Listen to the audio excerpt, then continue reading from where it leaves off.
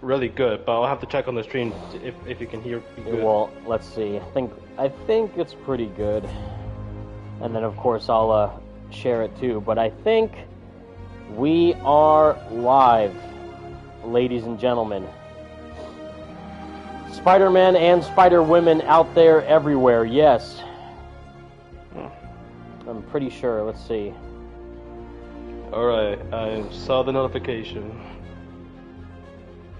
Gotta make sure we share the links. Sharing all the links. If only it was that easy on PlayStation 5. I know. Three things actually that the PS5 needs is sharing the share option back for video clips on Twitter, which I don't know why they got rid of when there is an entire button on the PS5 controller to share things. Themes, dynamic themes on the menu, and sharing the links to streams easier for that, because for some reason they just don't want to even bother. Let's see. But yes, welcome, everybody. Welcome to the 1-year anniversary celebration live stream for Marvel's Spider-Man 2. Yes, today, October 20th, exactly 1 year ago today, last year in 2023, Marvel's Spider-Man 2 finally launched on the PS5 to obviously universal praise, with little to no people being upset about it whatsoever. Absolutely not. No issues at all. Definitely nothing to be triggered about or upset about. Yes, because people on the internet obviously have normal reactions. They don't obviously blow things out of proportions to crazy extents. People are normal, right? Right, Ghosty? We like to think that people are normal and have operating brain cells. Yeah, like absolutely normal people that don't, become crazy over stuff that clearly doesn't exist or something. Correct. And now our boy Franco, Stealth Gamer, is in the party. What is up, Franco, my boy? How you doing? Our boy. What's going on, man? Our main man. 1 year anniversary, Franco. How does it feel? Weird, but exciting. I agree. Like it's like time just has moved so fast that it's already been 1 year. Mainly just because so much has happened within the time span of the year.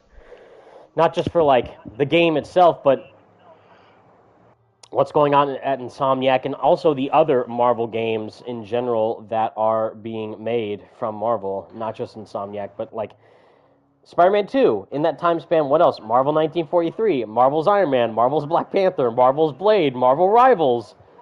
Like, holy crap, like, it's non-stop with the Marvel hype train with the games. And just a great time to be a Marvel gaming fan.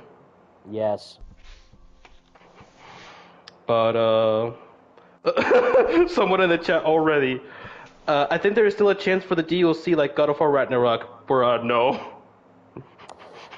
I know that copium must taste really, really good right now, but I hate to break it to you. We've all taken a sniff out of it. A little bit of a huff and puff from the copium right now. I understand. I've been there too, but no, don't worry. Me too, man. Yeah, but I don't think that's gonna happen. And you know what? As I've already said in my video, not only was I not expecting it in general because of what Insomniac has said so many times, but just the fact that they got so much in the works right now besides Spider-Man 2, which we're going to talk about, and I already told Franco this. I sent him a list of talking points to discuss during the stream of and one of them topics. You've confused me with. I know. I think I know which one it was. But there's a lot. Yeah, we'll get to it though. We'll get to it, but it's just like there's so many people which obviously understand like the logistics behind why Insomniac announced no DLC. I understand the main reason why people are upset is they didn't announce it sooner, even though they kind of did in their own way by saying that they're all hands on deck for Marvel's Wolverine. That in and of itself should have already told people that, okay, they're done with Spider-Man 2. Now we're getting the PC port, but for the game itself, all the content that they wanted to include is pretty much done, and now they're moving on to their next major project. And and also, if that wasn't clear enough, also them saying there's nothing new to announce on Twitter like every single time. Every single day, every single time someone posts something, they literally say the exact same thing. It's like they just have that on standby. Yes. They had it on standby. They have that ready in their drafts to copy paste. Yeah, because it's like they know that people are gonna keep asking like, "Where's the DLC, Insomniac? Where's the DLC?" And Insomniac gets like, "Jesus Christ!" Like, on God. People seem to have this like weird notion. It's like, well, why didn't they say it at launch? It's like, do you think that if there was DLC, they would have said it in the first place to begin with, just like what we saw with the first game, where they literally announced the Black Hat DLC, the heist, and they confirmed, like, yeah, we're going to do 3 separate DLC chapters, 1 each month, post-launch, before the game released. Mm-hmm. So that already, like, okay, great, DLC. Miles Morales, it's a smaller, standalone spin-off game, already kind of confirmed in that regard to not receive DLC. Ratchet and Clank, Yes. Rift Apart, got some extra like cosmetics and weapons and stuff, but no story DLC. And no one was complaining then. The main reason why so people are upset about this, which is actually I see this as a compliment, is because people love the game so much that they just want more of it. And that's a great thing to see from the game, because people want to experience more of the story, more of the narrative, more of the world. But what, and I ask you this, like, put on your thinking caps, folks, because this is like a big brain, like, discussion point to think about right now. Mm-hmm. What would DLC, realistically, like, what type of DLC would people want from this game? Because I remember very clearly, and even people still say now, like, See That Never Sleeps was mid, the Spider-Man PS4 DLC was woke trash or whatever, like, they just didn't like what the DLC was. I swear, like, they just want to say whatever. And it's like, well, if people didn't like that DLC, what would you have wanted? Yeah, why do you want more from Spider-Man 2? And again, it's because people like the game so much that they want to see more of the game. And that's great. But nothing about post-launch, mainly post-game DLC, like after the main narrative, like Harry's in a coma, Peter and MJ are together, Peter's going to work on rebuilding the EMF. Miles is now his main Spider-Man while Peter's taking a little break. What Cletus DLC, Cassidy. Cletus Cassidy getting the Carnage symbiote and Chameleon still out there, what would a DLC do to really resolve people's main issues with those little plot points? Not much, honestly.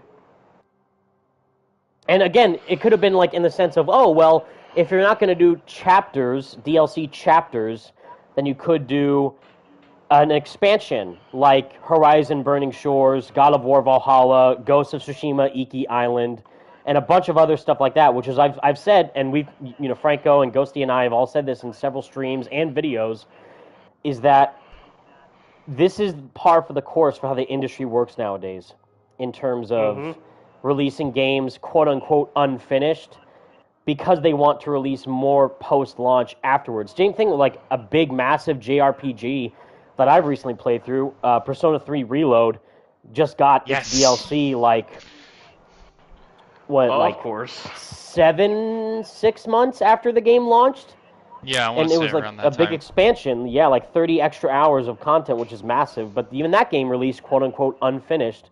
So it's just not only the standard of the industry and how things kind of operate in the AAA landscape, but also with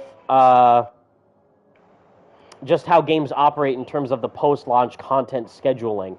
It's like, well, first off, they already confirmed for several times that they are moving on to Wolverine, all hands on deck, nothing new to announce for Spider-Man 2, so that should already tell you, oh, you know what, they're probably not going to do DLC. Or if they are doing DLC, then they're probably going to announce it either at like the Game Awards or a showcase, or now when we got Comic-Con, which happened, and they did. And the reason why they don't just do a random tweet saying, you know what, it's not happening, is because they have these things laid out for their marketing. They have specific time increments as to when and where they can say something within their official production pipeline. Not to mention the fact that, you know, there was a giant, massive studio leak hack that happened late last November. year. Yeah, that totally derailed, I would assume, their entire studio. If I would say a good portion of some aspect of its development, not just for Spider-Man 2, but their other projects going forward. And I even saw And this, some like, of the employees. and all the employees with their personal data and banking info and security details and all this stuff. But I even saw some moron on Twitter who I won't name, but they like shared like, you know, one of the leaks for Marvel Spider-Man 2, whatever, and they're like, I wonder what happened to this. And it got like 5,000 likes or something from people. It's Oh, like, I saw it. Yeah. yeah, and like, you know what happened to it. They got leaked and hacked, and all the material that you think is going to happen was never supposed to be seen by anyone from the general public. So all the stuff that you think or may think that might be happening, first off, we're not even supposed to know any of that. But second off, the most important thing is that Insomniac never confirmed it themselves. So if you told me, oh, you know what, the big DLC that Marvel Spider-Man 2 is going to receive is an Undies DLC. Like, finally, we're going to get the Undies suit back for Peter and Miles. They're going to get the Undies suit symbiote DLC that everyone's been waiting for. It's like, well, where'd you hear that? Oh, I saw it in a leaked image or something from Insomniac. It's like, hey, numbnuts, that was a leak that was not officially confirmed in any way, shape, or form. Therefore, it does not officially exist. It does not exist until the developers say it themselves. It's like, just because you saw it in a leak doesn't automatically mean it's going to happen. Yes. But sorry, I totally just skipped over that just to go in huge rants and post the stream, but I want to acknowledge everybody here. And thank you for joining. Leave a like, share, subscribe. Happy 1-year anniversary to Marvel Spider-Man 2. What is up, everybody? Gabriel B., Victor Edits, Arakakal, sorry if I'm mispronouncing everybody or anybody, Devon Crawford, Michael Davis, my boy Michael Davis, Arkham 927, Austin, Gentle 2K, Skenvo, Skabalix, Tranzati, or Tasnati, sorry, Spider Shot, SGE. I saw my boy Henry is in here. What's up, Henry? Batman 235, Gunstroke the Cybertronian, Pat Santo, Robot Pim, and everyone else in the stream. Welcome, welcome, welcome. Matthew McGee, Aun Sied, Spidey Evolution, Shrey Mations, everybody. Hello, hello. Sorry if I missed anybody. Javik, our boy. And Welcome, our boy, everyone. and our main man, Blasty Games, of course. The one and only Blasty Games. Yeah. Yeah. But again, it's like, I'm trying to think of like a good comparison. It's like, like maybe The Last of Us Part 2 leak situation that happened? I guess that's one thing in the sense of like, okay, well, it's different because those leaks showcased plot points of a game that was already confirmed to be releasing in the state it was. So I remember that clearly because I was one of the people who was like, I can't believe this is happening because of how, in my opinion, how bad the story was sounding from the leaks. It's like, well, no, the game's not out yet, so you can't judge the story because the leaks are saying something that may or may not be true. It's like, no, they're revealing like core cutscene and plot points from the game, which are in fact 100% really happening. So, and then of course, well, you know, the game released and the cutscenes played out exactly how we thought they would. So, that's a different comparison because you're judging like a story based off of narrative beats or story points that were confirmed to happen, just they were revealed earlier than expected. And for me, that's why I still have to this day, unless PlayStation wants to send me a copy or something, I still haven't played The Last of Us 2, which is definitely never going to happen now that I publicly... I've already said several times I'm not a fan of The Last of Us 2. I love The Last of Us 1, but just I'm never going to touch the sequel unless someone pays me to or gives me the game for free. Well, But I love again, the game, but hey, I'm not judging you. I'm not happy gonna, for you. Like, No. Exactly. I'm not gonna call you like Well, all thank these you. like terrible names and woke, like trash, garbage, yeah. no, you have to like this game. Like no, Yeah. Like hey, if you don't like it, hey, more And power to you. that's why everybody needs to subscribe to Stealth Gamer because of how much of a Chad he is, because he respects Aw. every and all opinions. No, please, sir. I'm honored. Thank you. And also, check out his newest videos where he's playing Yes. through Ultimate Spider-Man right now. Yes, he is, and he's doing a great job of it. Did you get to the Silver Sable boss fight yet? Well, you're gonna have to stay tuned for that. Okay, all right. Good All answer. right. Good answer. Because maybe you may or may not see Part 4 of Ultimate Spider-Man in your inbox tomorrow afternoon. There you go. Wink, wink, nudge, nudge. Wink, wink, nudge, nudge. There you go. So you're just gonna have to wait and stay tuned. That's good marketing right there. I learned from the best. That's good marketing right there, ladies and gentlemen. Oh, well, I'm honored. Yeah, like, damn, I know, like, so I guess in that comparison, it's like, okay, if someone told you the whole plot of Spider-Man No Way Home before the movie came out and said, okay, Toby and Andrew and Tom are all going to appear in the same movie and they're going to team up and fight off against the Sinister Five, I guess, throughout the different movie universes and all that. And then you see the movie and that exactly happens, right? That's a different situation compared to, okay, this product came out exactly how it was advertised to come out, from public marketing, from public statements, from everything that Insomniac and Marvel and PlayStation said about it. It came out, main story started, began, middle, end, all that. And then afterwards immediately said, you know what, moving on to Wolverine, nothing new to announce. We got New Game Plus on the way, that's it though, new suits, that's it. And then a hack revealing stuff and private materials that was never officially confirmed and never publicly meant to be seen, showed things that, again, in the production development of their main game studio, indicated that, okay, this might have been something that they were working on at some point in the years leading up to this game's release, and they could have probably scrapped it or move on to another project. So if you're all banking like, oh my god, Spider-Man 2 is going to have a Wonder Woman collab. Oh my god, they're going to have freaking Daredevil appear. Oh my god, they're going to do, a Fortnite Advanced 2.0 Bully Maguire or Bully Lowenthal suit, whatever. None of that is confirmed because the developers never said it themselves. So this person, for example, because it's the most ridiculous thing I've seen, it's like, I wonder what happened to this leak DLC, whatever, that was never announced. You happened. Leaking it and talking about it publicly happened. What are you talking about? Rent was due. Rent was due. Living in their head, rent-free. It's insane. Which is why, these grifters, it's like, man, I can't believe Spider-Man 2 releases an unfinished, buggy, woke mess. It's like, are you on crack? What drugs are you taking? So what are you smoking? What are you smoking? And what do you want? And whatever it is, pass me some. Yeah, pass me some. So what happened with the game selling 10 million copies then? What's up with that? Yes. What is it now? It's probably more now, right? What was the big number? Wasn't it 11 million in 2 weeks or something? I want to say around that amount, yeah. Uh-oh, the infamous fridge. It's all the fridge's fault, boys.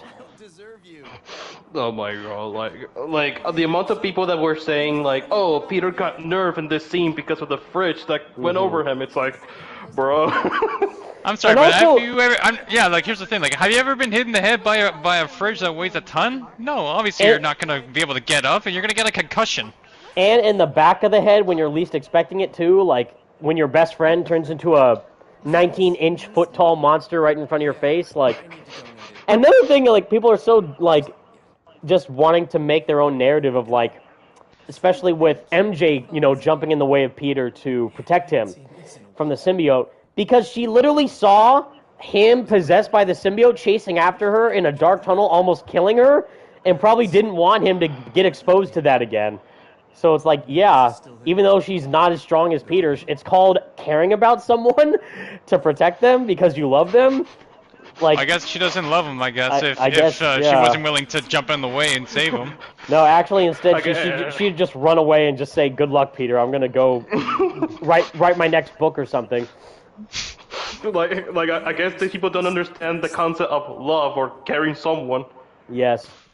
I don't know. So many crazy, odd arguments that people have. And again, there's a difference between, good, constructive criticism and feedback. It's you know what? Maybe they should have done a couple things differently and here and there. It's yeah, that's great. But if you're oh, God, game is trash because of this X, Y, and Z, it's you clearly don't know how to provide good criticism or feedback to a game that you want to improve. The least you could do is like at least put some thought into it, but it's so strange. But so, what do you guys think of the of Insomniac? Insomniac just coming to San Diego, not San Diego, coming to New York Comic Con. Them saying like, oh yeah, Spider-Man 2 is coming to PC, and also, and no additional story content being coming. By the way, I wonder. Okay, this is so. Okay. The biggest thing I'm more upset about with that is the fact that they did not live stream that panel.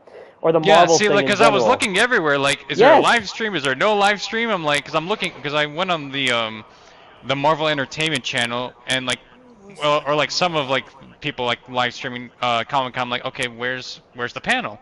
Mm-hmm. And there was no panel. I'm like, okay, well, I just wasted my time. Thanks for wasting my time.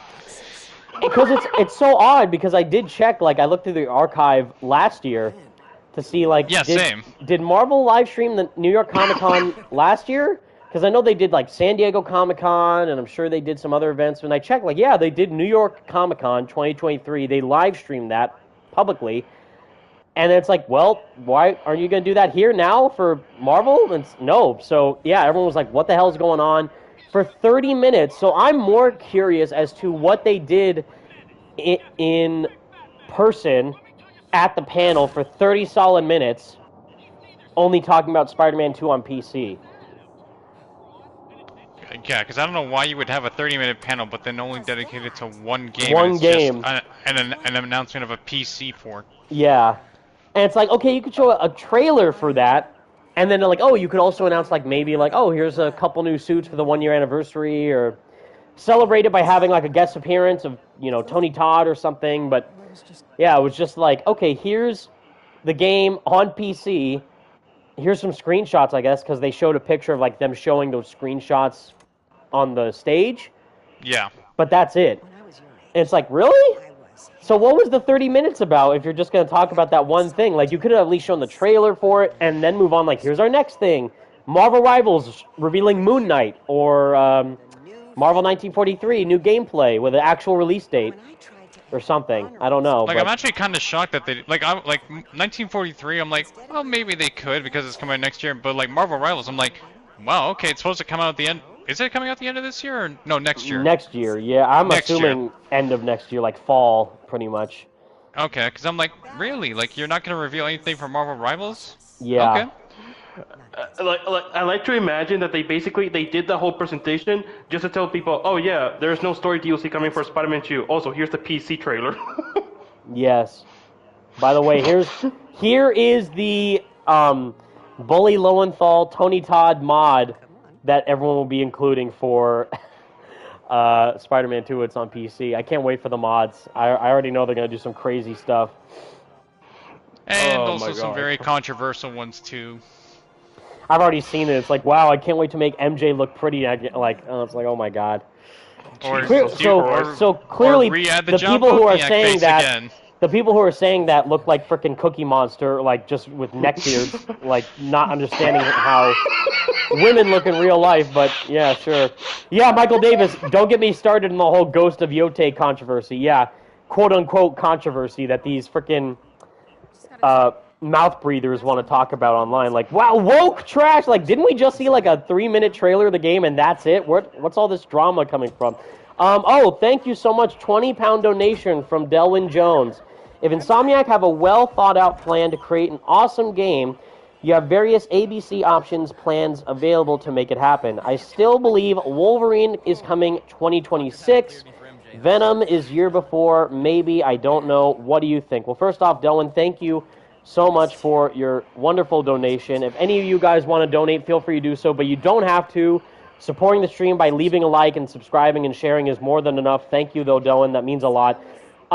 Yeah, so I actually, again, I sent Franco a bunch of things that we could talk about. This was one of them, so it's like...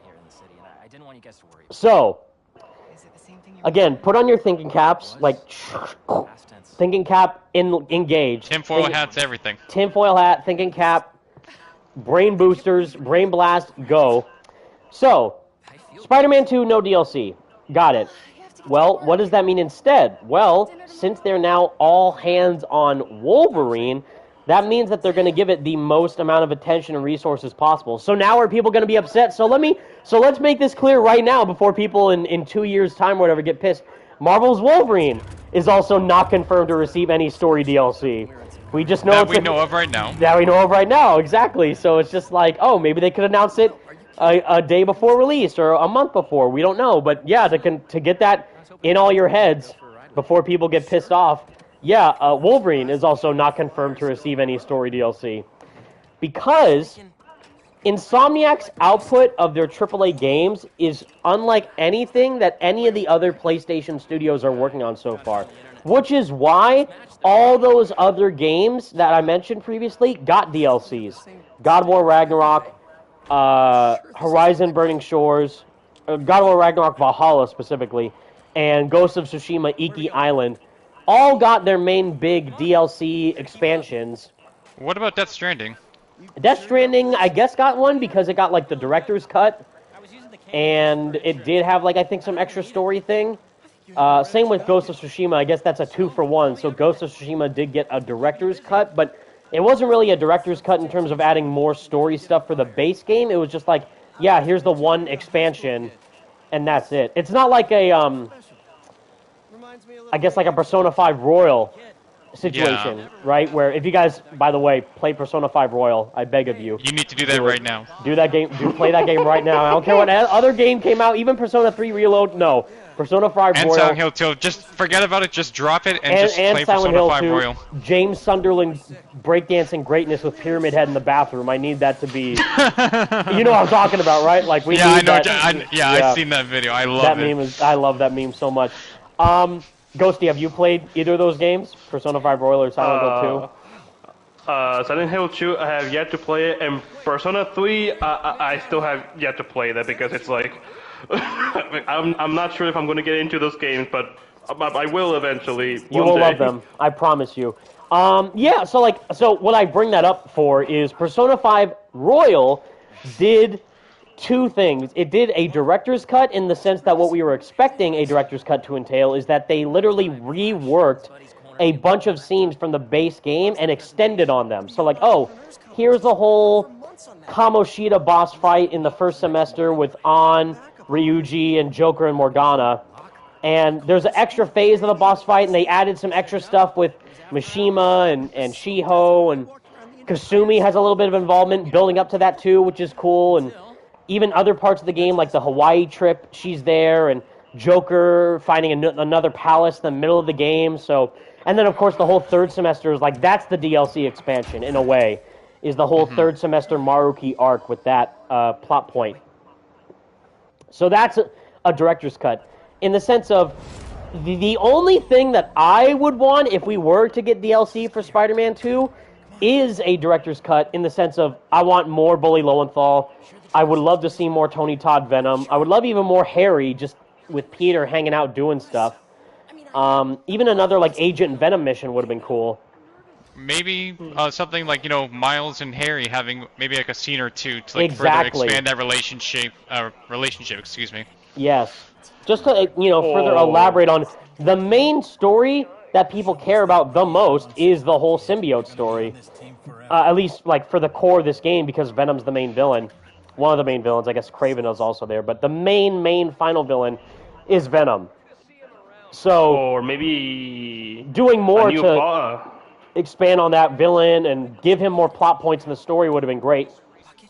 Which again, people always love to, spin the narrative and say stuff that, are doing whatever. Like, especially since I was there in person during the San Francisco Fan Expo, where Tony Todd and Najee Jeter were doing a panel, and he did say, yes, about like approximately only 10% of my dialogue of Venom, of what I recorded, was used. But what people always love to spin that narrative is like, oh wow, you're saying there's 90% of Venom that's not in this game? No, you idiot, because people are smarter than that, and they should be aware of that because of the inner workings of what Tony meant by that. So what he meant is that there's all these other like little narrative beats that he recorded as Venom that didn't make the cut for the final game. So there was parts of him voicing a potential symbiote Miles and parts of him also voicing Scream. You know, Mary Jane as Peter, but instead they just got Laura Bailey to do it, which we've talked about already in the past. And, you know, all these other unreleased, scrapped ideas that we're not supposed to know about, but stuff that Tony said. I'm only quoting what Tony says. Like, yeah, there was stuff of him possibly being Scream, possibly being, like, Black Suit Peter's voice, not just Yuri doing it, but Tony doing it himself, which we did get, but more of that. And, yeah, I guess some other possible potential full-on Venom lines of Harry as Venom.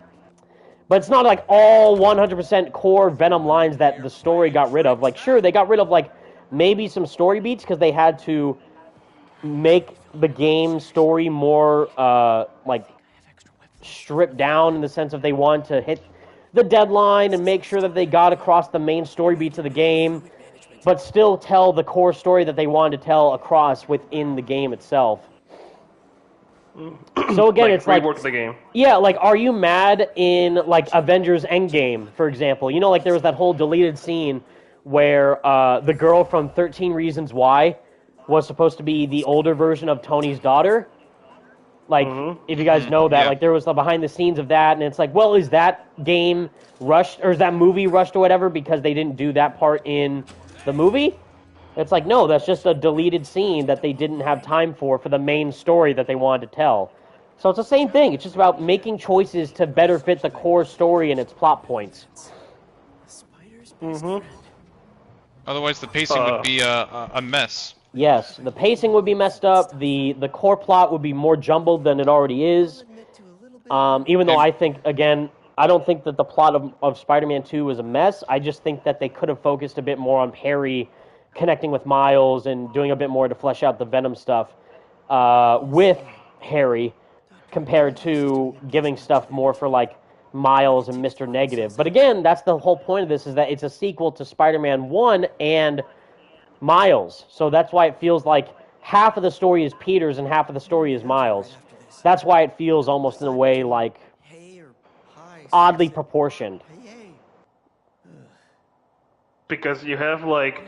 Because we have Peter with Harry and the symbiote, but then you also have Miles and his revenge plot with Mr. Negative. Yes. And both of those stories are great. And like I said, the point that people are making with DLC or whatever is that they want more of the game. Whereas I would have wanted more of this main story, which is why I would love to see, like, a director's cut, like, expanding more Harry stuff or Peter stuff or a little bit of Miles and Harry, like Franco said. But for the most part, all the main beats that they wanted to hit, they hit, and they hit them well. The only thing is, like, I would love to see a bit more of that to just give me, you know, more Spider-Man. Like, you're not going to get, like, a Persona 5 Royal-length Spider-Man game. Maybe in, like, 2050 we could, but for the most part... Yeah, like over 100 hours of freaking content. A 100-hour RPG Spider-Man game? Yeah, one day. Who knows? But that's not what this game is, which is why, like, people are like, well, why would they do Haley? Why would they do the Music Museum stuff? Why would they do Spider-Verse stuff as a side mission? And it's like, you gotta, like, you're trying to please everybody, but at the same time, you're trying to make decisions that will help the game in the long run, which is why I never expected the Carnage stuff to be featured as, like, a expansion DLC type thing for this game, because I still am hoping eventually that the only way that they could do Carnage is to have him fight against Venom. If we're already doing a Venom and Kraven boss fight, we gotta get, like, a Venom and Carnage boss fight at some point. I just think that's I think that would be, like, that would be a more missed opportunity than doing, like, whatever, like, more symbiote Spider-Man stuff or something. But come on, Venom and Carnage boss fight, it writes itself. And also the other thing too is just like Carnage is too big of a character to only be included in some DLC. Yes. Because you have to set up his character, you have to set up his motivations, you have to set up him becoming Carnage, because he's not Carnage yet, he's still just Cletus. So that that's a little mini story in and of itself. And Chameleon, that is a thing where I think, in all honesty, I'm actually more excited for the possibility of Chameleon becoming a potential villain in Spider-Man 3 rather than DLC for this, because we are already expecting Chameleon to, like, oh, if he popped up in whatever, Spider-Man 2 DLC or an expansion, whatever, then, oh, look, we're going to fight Chameleon and that's it. Whereas the whole point of the Chameleon is that he's a surprise. So imagine Spider-Man 3, when the whole Green Goblin stuff's going on and Otto's coming back and he's out of the raft or whatever, and then there's like some side character in the game. Maybe it's even like Mary Jane or whatever. Or Harry comes back. It's like, Harry, I thought you were in a coma or whatever. It's like, it's good to be back, Pete, or whatever. And then boom, it turns out it's Chameleon. They can use Chameleon in such an engaging way in the third game that will leave you like surprised for where the story could go next, which is what I'm excited for. But before I skip over it, I'm sorry. Thank you so much. £10 donation from SinoGuard, which everyone go subscribe and follow the Sino because he makes great content with hands emojis. Not even saying anything, just hands emojis. Well, thank you, Sino. I really, really appreciate your support, buddy. Thank you. That really means a lot. I am so happy you're feeling better. Gabriel B. Insomniac needs to hire you, Evan. That is too kind. They don't even need me. They're already doing this amazing stuff by themselves. I'm just a fan. However, and I told this to Franco, and I don't know if I told it to you yet, Ghosty, but there has been, if you guys know me and have been following me on Twitter and even some YouTube videos and stuff, I've been saying for the longest time, like, I'm doing YouTube and doing all this, but I'm also simultaneously still job searching within the industry. Something has happened recently. Something has indeed happened recently, and I don't know if I'll share it on a Twitter post or make a little video about it, but I might share something special with you all very soon. So we shall see. Interesting. Yes.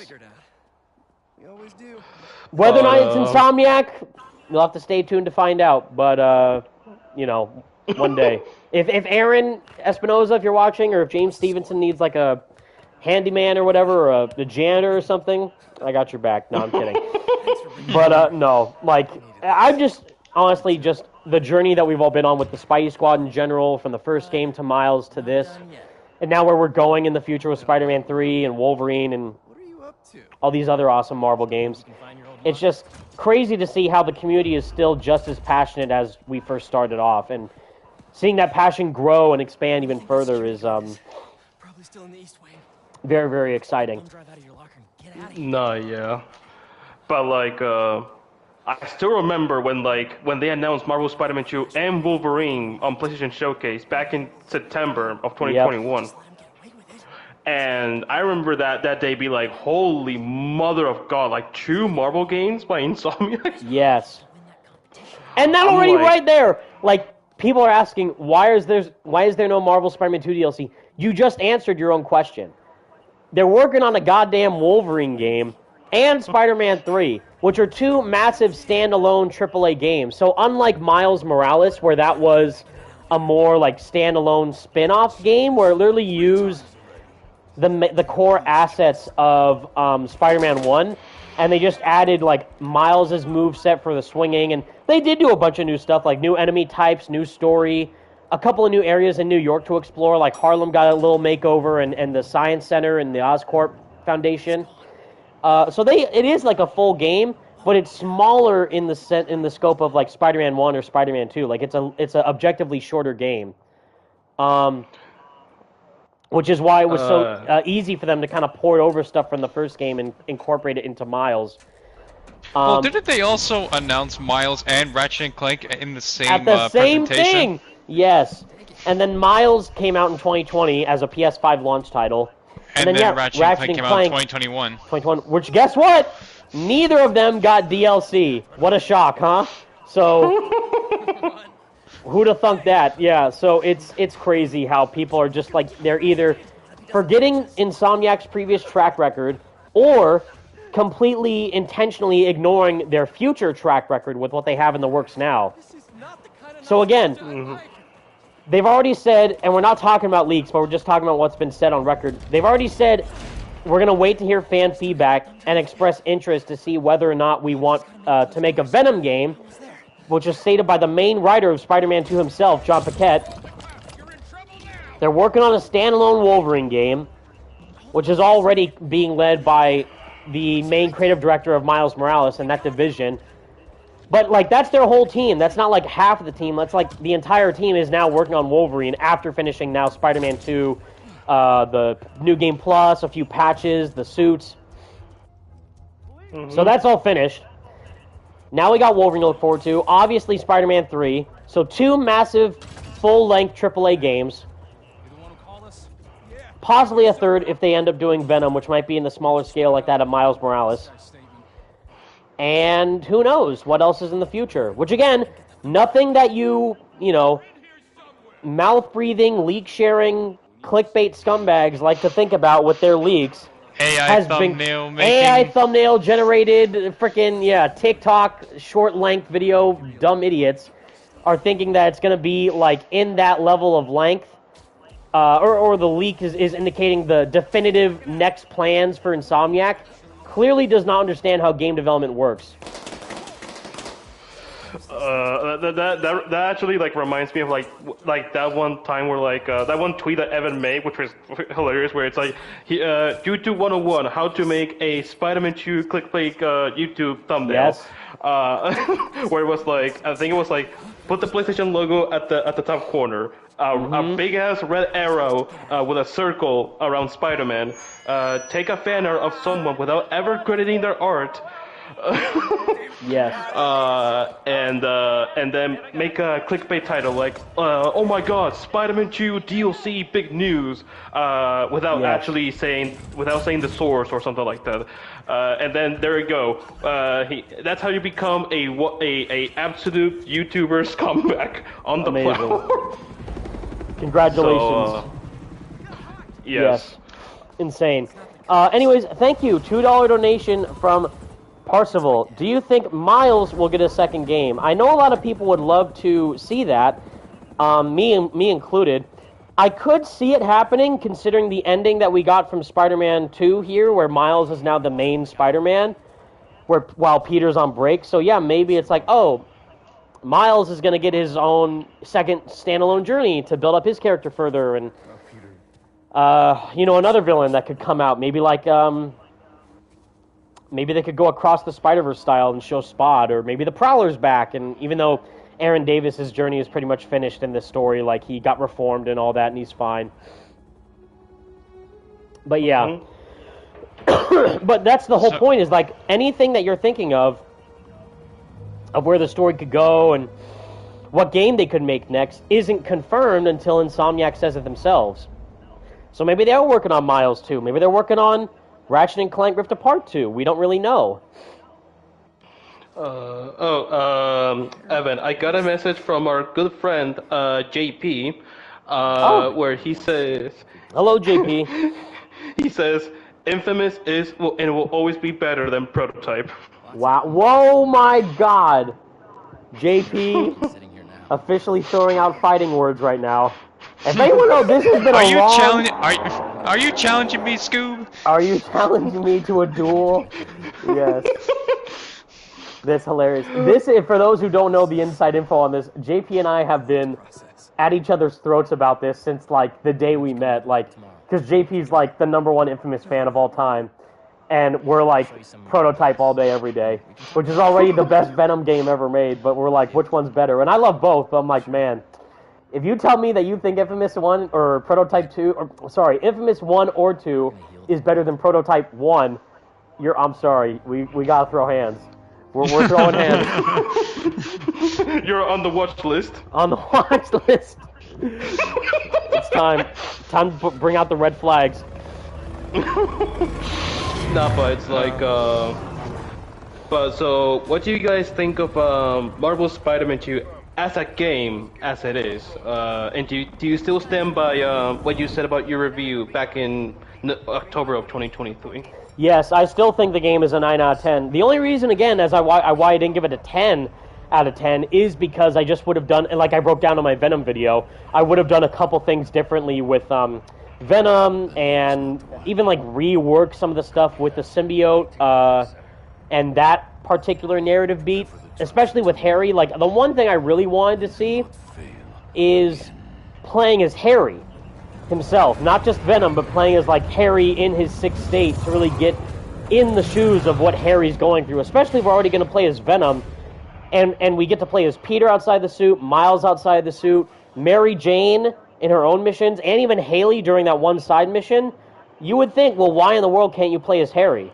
So I think that would have been a little bit cool aspect to kind of dive more into the personal story of Harry while he's sick and while he's kind of struggling without the symbiote, to get more of a hands-on perspective of how he is feeling in that state. And same thing I think you could have done, because it's a game, you could have done a really cool thing with like the dual sense to make like hear his heartbeat and then slowly like fading out, like if he's getting super weak or sick and like, wow, we gotta heal Harry right now, or something cool like that.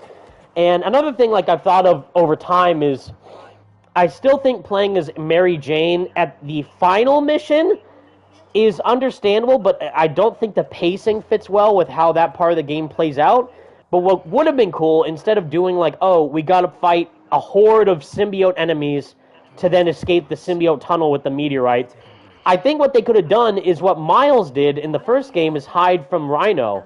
So instead of going John Rambo guns blazing against symbiotes and a multitude of enemies, make it more personal and have Venom be in there in the tunnel guarding the meteorite, and MJ is trying to sneak around almost like The Last of Us, like a stealth mission, like sneak around Venom or something while he's chasing her to then grab the meteorite and run away. Or what I would have thought is another cool thing is Venom knows everything about Peter and Spider-Man, right?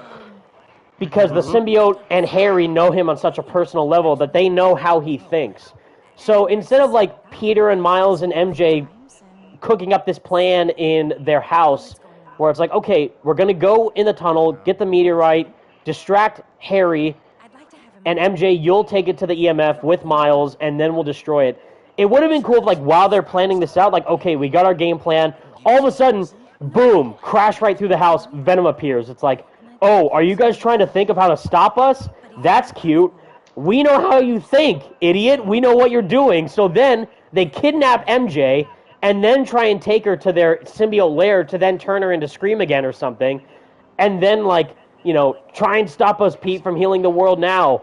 And then, like, chase after Venom with him holding MJ. And then, like, try and save MJ as Peter and Miles or something while still trying to save Harry. Like, that would have been such a cool dynamic, because it's like, that would have totally flipped the script on its head. It's like, man, wow, Venom knows everything that they're doing. How are they going to stop this guy? Maybe these wind tunnels can give me a boost. You know what I mean? Like, because that's just my nerd brain, like, loving Venom so much. Like, I have so many ideas for what they could do for a character like Venom. Especially, again, as I've stated, not doing, you know, Eddie as Venom. Keep it as Harry, because there's so many narrative beats that they can do with Harry as Venom instead of bringing in Eddie out of nowhere, but we'll see. JP, $2 donation. Thank you so much, JP. Even though you're wrong. No, I'm kidding. JP, gotcha, bro. Good to see you're doing well. Good to see you too, JP. Feel free, if Ghosty, if you want, if you're available, JP, join in on the party if you're available. We'd love to have you. But like, and tell you why you're wrong about Prototype. But anyways, So we talked about the 1 year anniversary, we talked about the DLC, so how about we move on to the next topic, which, the one that you confused me by when you sent it to me. I bet I did. Did I cover everything with DLC? I'm trying to think about. So, like, DLC, again, like, yeah, never confirmed. They're working on Wolverine, they're working on Spider-Man 3, they might be working on a game in between Spider-Man 2 and 3, just like Miles, you know, to expand, like I said, like, with Carnage and Chameleon, because, like, oh, they can't bring in all those characters and incorporate into Spider-Man 3. First off, yes, they can, because the fact that Spider-Man 2 and Spider-Man 1 are, like, almost 20 hours long for their main story, they have so much room to breathe for the story if it's told right. So, yes, they can include those characters if they want to for the main game. But the main thing that I've said is save them for a smaller standalone spin-off game to then conclude all the symbiote story stuff in that kind of two-parter. Like, Spider-Man 2 is the first part, and then if they do, you know, Miles Morales 2 or a Venom game or whatever, then that could be the finale of that symbiote saga, and then can now conclude it with that, then continue with that onto the next story with Green Goblin. Which is why I further believe that if Venom comes back, it'll be Harry as Venom, because not only A, they already thoroughly established Harry's character throughout 3 games, but also it's so deeply rooted with the Green Goblin plotline, like the whole reason of Norman becoming Green Goblin in the first place, and him wanting to save Harry, and him maybe might use the G serum on himself before it goes on to Harry, or something. We have no clue, because there's so many routes that they can take when it comes to the plotline with Green Goblin and Doc Ock and all these characters. Which is why, if the writers lock in, like how they did for the first game, then it can be told in a really, really dynamic way. No, I absolutely agree with you. Like, what do you guys think about that before we move on to the third thing that I sent to Franco? But, like, isn't that true? Like, the same thing with, like, God of War, even the perfect example, God of War Ragnarok is the final installment of all that, the Norse saga. The Norse saga isn't a 3-part series. It's not like, okay, God of War 2018 came out, they teased Ragnarok, so then they're going to build up to Ragnarok in 2, and then the final Ragnarok event will happen in 3. No, it's done now. And even the DLC for God of War Ragnarok wasn't, like, expanding on the Ragnarok side of it. It was just, oh, here's a little bit of a nice conclusion for Kratos' story and his arc. You know, finding peace and solace. And then even, there's rumors of them doing an Atreus spin-off game. But even then, that's not confirmed. So we have no clue. We have no idea what Sony Santa Monica is doing. And that's the other thing I was thinking of. Like, the reason why, like, God of War got DLC. You know, Horizon Burning Shores got DLC, Ghost of Tsushima got DLC, because Sucker Punch, Sony Santa Monica, and Guerrilla Games are not working on 5 other massive AAA games at the same time. Insomniac Games is single-handedly carrying the entire PlayStation generation as it stands right now. They've done so much. And it's only been 4 years. And it's only been 4 goddamn years! 6 if you count, I guess, since 2018 with the PlayStation 4, but because that game sold, it's, you know, Spider-Man PS4, not the remaster, but the PS4 version of Marvel's Spider-Man 1 is still the highest-selling superhero game of all time. Of all time! And it's only on one console. Not the PC port, not the PS5 remaster, not the, you know, Miles sequel or Spider-Man 2. Just the first, only game on PS4 is the highest-selling game of all time for superheroes, and it's on one singular platform. So they already sold more PlayStation units than any other game, I guess, other than that of, like, I'm assuming Last of Us 2 and God of War. JP in the party. So now I can finally tell you that you're wrong about Infamous. Let's go. No, you're not. Okay. Firstly, let me get this out the way. No, you're wrong, Evan. All right, get that out the way. You're wrong. All right. Firstly, that's all I'm going to say. How many games does Prototype have? How many games does Prototype have? So, yeah. How many games does Infamous have? I'm going to say only one good one. So let's get that right out of the bat. One good one? Oh, that's crazy, bro. That's crazy. Why do you think that? Come on, Mr. Falaka Baraka Pool. Come on. I don't know what. Well, it's that. What's his name? Jonathan Burgess. It's that meme. Like, why are you booing me? I'm right. I don't know what you did so mad about. I don't know, man. I mean, like, only one good one. I mean, 1, 2, Second Son, First Light, Festival of Blood. That's like 5 good games. I don't know what you're talking about. I'm still waiting for Infamous 2. We only got one Infamous game. I don't know what you're talking about. Hold up. Is Evan trying to say Infamous 2 is a bad game? Oh, nah. See, in this house, breaking news. Infamous, he must have me confused. I don't know what he's talking about. Listen, Evan, I understand you're mad that Infamous has a better moral choice system. I'm curious that one game killed off the main protagonist, and the other instead made him like the main villain and the best character in the game. But so like we'll talk about that.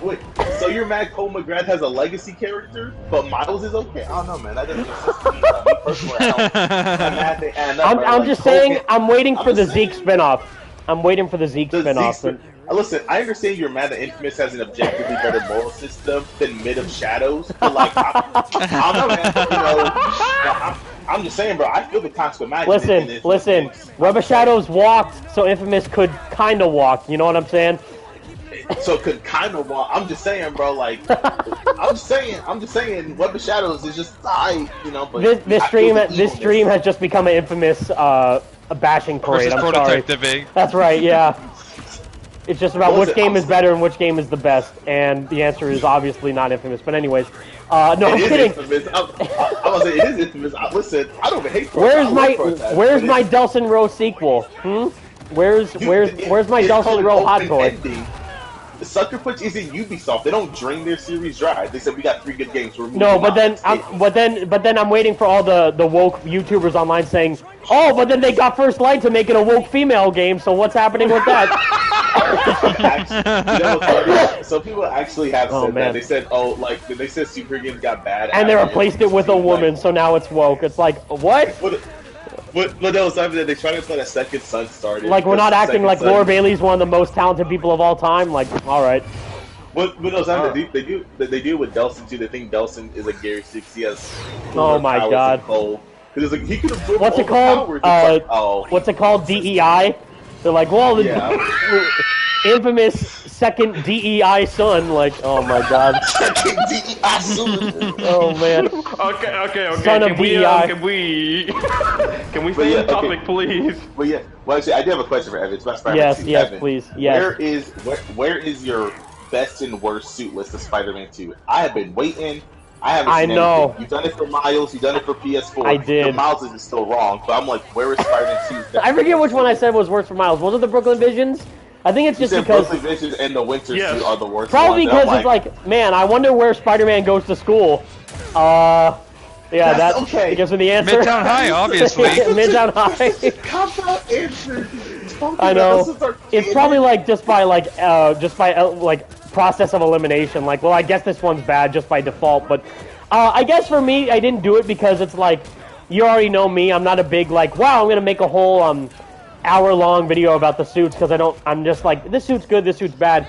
For me, I think for Miles, I mean, to be unfair, because it's like just obvious, all the influencer suits, but that's just kind of a weak like option to say, because it's like, well, none of them are comic suits, and they're just, and that's also subjective. It's like, I love that that argument because it's like, wow, all these suits are trash. People like to say online, like, all these influencer suits are trash. It's like, don't you have like 5 different OC Spider-Man fan-made Spider-Sonas in your back pocket, like, that you would obviously include in the game? What are you talking about? Like, I know for a fact that people just want to make their own suit and have that instead. Like, that's the only reason. Anyways, for me, for Miles, I guess in a way, my least favorite suits are the ones that aren't here, if that's a good answer, because I think just seeing more symbiote suits for Peter and Miles would have been a nice addition, since this is like the biggest symbiote game. Having more symbiote suits for the both of them would have been a good choice. Whereas, like, all the movie suits are the same. We got returning suits from the first game. The newer suits that are in there, like the new Scarlet Spider suit for Peter and Superior Spider-Man, those look really good. And they're comic accurate, so I don't know how I could hate those. Miles has new... Like, I guess I'm not a fan of the City Sound suit as much. Like, I didn't pre-order the Funko Pop. I'm sorry. I didn't pre-order the Funko Pop. Evan! I didn't. I'm sorry! It's just a fedora Spider-Man, Okay, LA Noir meets Spider-Man. It's pretty cool, but I mean... I don't know. Wait, did you please tell me that you pre-ordered the Funko Pop with the advanced suit and the symbiote? Yes, I did. Okay. But I didn't do Venom with the wings, so there's the other one. I know, because I already got the best Venom, the main. Which, by the way, this is like total nerd talk right now. But the base Venom Funko Pop for Spider-Man 2, he's in the pose from the Lethal Protector comic cover. He's doing that exact pose with the symbiote tendrils coming off the back, so that's already goated for me. But Venom with the wings, I don't know, like, I already have the main Venom, so I'm good. I'll check once we get to a point in the game, like, if I can go to the main menu for the suits. I think it's just because I'm so basic, JP, like, I just wear the base default suits all the time. Like, I already wear, like every time, like, when I boot up the game just to swing around, just explore, I literally just wear the base Insomniac black suit. Like, I don't even wear the Raimi suits. I'm just like, the suit looks so good. And it moves, like, the symbiote tendrils move on the suit. Like, how can you beat that? So, let's see. Peter, I love the advanced suit 2.0. I just wish he had the red stripes down his legs. Black suit, fire. Symbiote surge, Twix suit, fire. I know people like to call it like the Snickers bar with the veins or whatever. I think it looks fine. Anti-Venom, which you already know that the Anti-Venom is based off the Advanced Suit 1.0 just for the fact that it has the little black stripe down the leg. Amazing. Yeah. Kumo suit, again, it's like subjective. Like, people love to say, like, I can't believe they let these dumb influencers make these fan-made suits. Like, you know for a fact that you would make a fan-made Spider-Man suit if you were given the chance. So, and I can't even draw a stick figure, so I can't even judge. No, same. Literally. I thought the Kuma suit was an Insomniac original. Like, Insomniac came up with that one, or it's is it kind of fan-made, or it's both. So, like, she collaborated with Insomniac to make her own unique design. It's not from a comic or whatever. So, yeah, Peach Momoko, that comic artist, who actually made Psylocke's design in Marvel Rivals, that shinobi-looking look she has, that's also designed from Peach Momoko, which looks amazing. So that's cool. Like that's why I have a soft spot for the Kamui suit. Exactly. Kumo suit. Like and I even respect like the influencer suits because even someone took the time to try and make their own unique design, even if it's not ideal for what people want in a Spider-Man design, it still is their own, which I respect. I just would prefer like you could have your cake and eat it too. Like include those suits and maybe add the Ultimate Spider-Man black suit. That'd be a cool thing too. But whatever.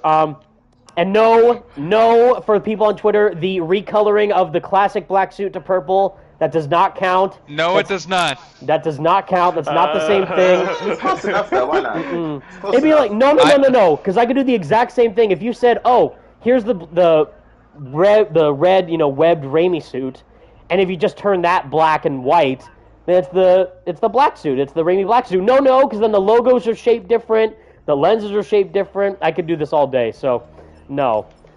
It's already a flat no. But Evan, the ultimate black suit, it's in the game. I don't know what you're talking about. I'm hating it. Yeah, exactly. The Advanced Suit 1.0, best Insomniac suit of all time, in my opinion. No, Still, it's not. Nope, sorry. Undefeated. I'm kidding. As in, you're wrong. But anyways, you're wrong. This is how we disagree, guys. We love... but hate each other at the same time. But in a respectful way. In a respectful way, but he's also wrong. Friendly. Anyways, yeah. Excuse me? Scarlet 3 is, great. Where's the mouth? I'm waiting for that, like, the Ben Reilly meme mouth through the mask. That'd be hilarious. God. Classic suit, it's classic. Hybrid suit, it's fine. Amazing, fine. Amazing 2, fine. 29.9, yep, fine. Arachnite, it's Yuri's favorite. Tasm like that? Nah. Tasm 1... goated. Best suit of all time from Andrew. I cannot hate that suit. That one's my You're favorite. wrong again. Agreed. Amazing 2. I would take the Amazing 1 suit over Tasm 2 any day of the week. Not take that What's back. bad about the Tasm 2 suit? What do you mean? Because it's just another classic suit. And I like it. And I think the logo is a bit too low. Like, you don't notice it until someone points it out. But it's that point I agree and it with. doesn't even bother me that much. But someone did say like the logo should be a bit higher instead of like on the chest, like it should be on like closer to his neck, then it's fine. But for the most part, it's a great suit. Yeah. Scarlet, classic, superior, based, amazing, and also super happy that this is an alternate suit in this because that hands down means that they're not going to do the Superior Spider-Man story in Spider-Man 3. And I can't tell you how happy that makes me because I'm not a fan of that story at all. And that also goes for Miles. For people like, they could do Miles. No, because Miles' life story suit's in there. Where Yep. Otto does the same thing. So same with Peter. Yep. And Yuri, Arachnite. That's Yuri's favorite, so of course it's goated. Secret Wars. I guess this one I would probably put. Well, actually no, because it has the only like unique web wings in the game with the metal Falcon wings. So yeah, pretty good. I love that one. Spider-Punk. It's great. Oh yeah. Oh, but yeah, I prefer that Secret Wars suit over the one people use all the time in the black and the one that was in PS4, Shattered Dimensions, all that. I prefer the Secret Wars suit. I prefer that one. Yeah, I prefer that one with the full Falcon wings over the other one. And same with me. Like this is with I totally get that, but for me it's like same thing with 29.9. Like yeah, it's good, but it's not Shattered Dimensions good. Shattered Dimensions and Edge of Time, I guess, have the best 29.9 suit of all time. Just with the moving lights and the shape of the mask, too. And the logo on the back, by the way, I can't stand Spider-Man suits with no logos on the back or front. I'm sorry. It's just like, Yes, I want to look at Spider-Man, not whatever. And I know that's how it is from the comics, but the little adjustment of, like, in the Shattered Dimension suit, they added, like, the small logo on the back of 29. It just makes a world of difference. Well, the weird thing, the weird thing is they could have added a web cape. I mean, Arachne and Shadow Strike shows they could have added the web cape too. And that's right. They even could have done, like, I mean, same with Noir. Like, this is great with the fedora and the big trench coat, but what if they added, like, the 29, like even Fortnite did, like the 29.9 Miguel Oscar Isaac suit with the orange web cape? That would have been cool. Yeah. Yeah. Anti-Ox suit. All the movie suits are here. Fine. Yeah, Anti-Ox suit, one of my faves. Still can't believe that they never made a Funko Pop for him or Doc Ock. Why? I would buy all them. Literally, I would take your entire stock of Ock-related Funko Pops. I swear to God. Shut up and take my money. Shut up and take my money. Iron Spider armor, the best Iron Spider armor. Yeah, movie suits, great. Classic black suit, of course, perfect. The 90s color reshade is the best. That's the best one. Night Monkey, not a fan. Upgraded, fine. New Blue, the man suit. My favorite one of all time, the straight-up Dragonfly level suit, the man suit. Yes. Yes. I can't believe they didn't add it in DLC. Where's my Dragonfly suit, Insomniac? I can't believe this. Woke garbage, I mean, hey, it could work 10. in Spider-Man 2 because of the web wings. He can have, like, the Dragonfly wings on his back. What does he say? Yeah, He's like, damn, you're a real superhero, man. I love the mask. How you breathe in it, though? I think it's a misconception because people were confused. Like, they were mad at Sonic for that in the Fantastic Four suit. I'm like, that's what the new blue suit is. That's is a Fantastic Four costume. I love the man suit. When they get mad. Yep. And it's like you can even do titanium blades can cut through diamonds. I'm not wearing any diamonds. The best. And I love how even like the new blue suit has like the recoloring. So like, oh, if you want like even you could do like the Ultimate Spider-Man comic wrestling suit pretty much, where he makes this without the logos or the webs, even though there's a logo on the back, but it's barely noticeable.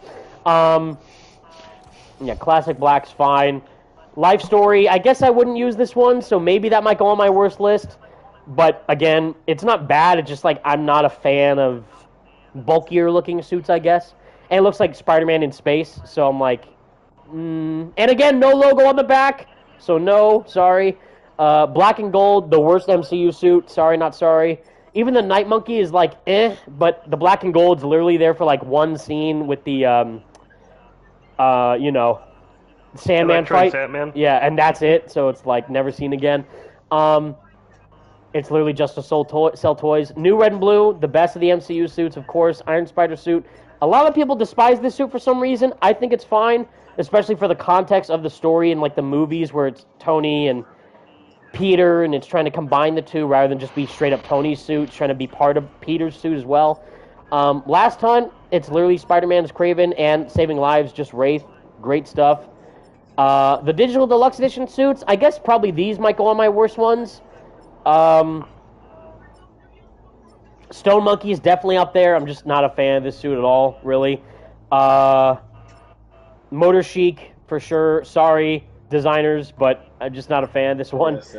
So if we're doing top 5 worst, top 5 best, just like all those Insomniac defaults, pretty much. This is all just to answer JP's question, this long answer, sorry, but Motor Chic. It's fine. Stone Monkey. Apocalyptic is all right, but it might be up there just because I'm not a fan of the hair, so maybe I'm going to add that one. Kumo, I'm not a fan of. I appreciate the effort. Peach, I'm sorry, but I don't like the aesthetic of it too much. And that's 4. Number 5 is probably going to be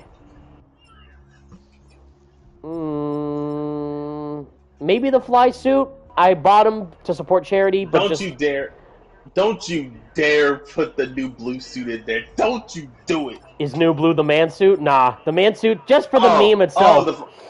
You mean the Fresh and the Fly? Yeah, the Fresh and the Fly. No, sorry, the Dragonfly suit is the best. The Fly suit is like, well, if I was playing Marvel's Guardians of the Galaxy, I would put this suit in there. No questions asked. Because I want this Spider-Man to meet that game's version of Peter Quill right now. But in terms of, like, would I ever wear it outside of just, like, for charity reasons? Probably not. So that's Peter. Miles has like the best suits in the game. The Wolverine suit's definitely up there for like best. Definitely the 10th anniversary suit. The red color variant. I know a lot of people like pink is great. I like the pink. Even the purple's cool, but the red one looks, I just think, like a tad bit better. Let me put that one on, actually.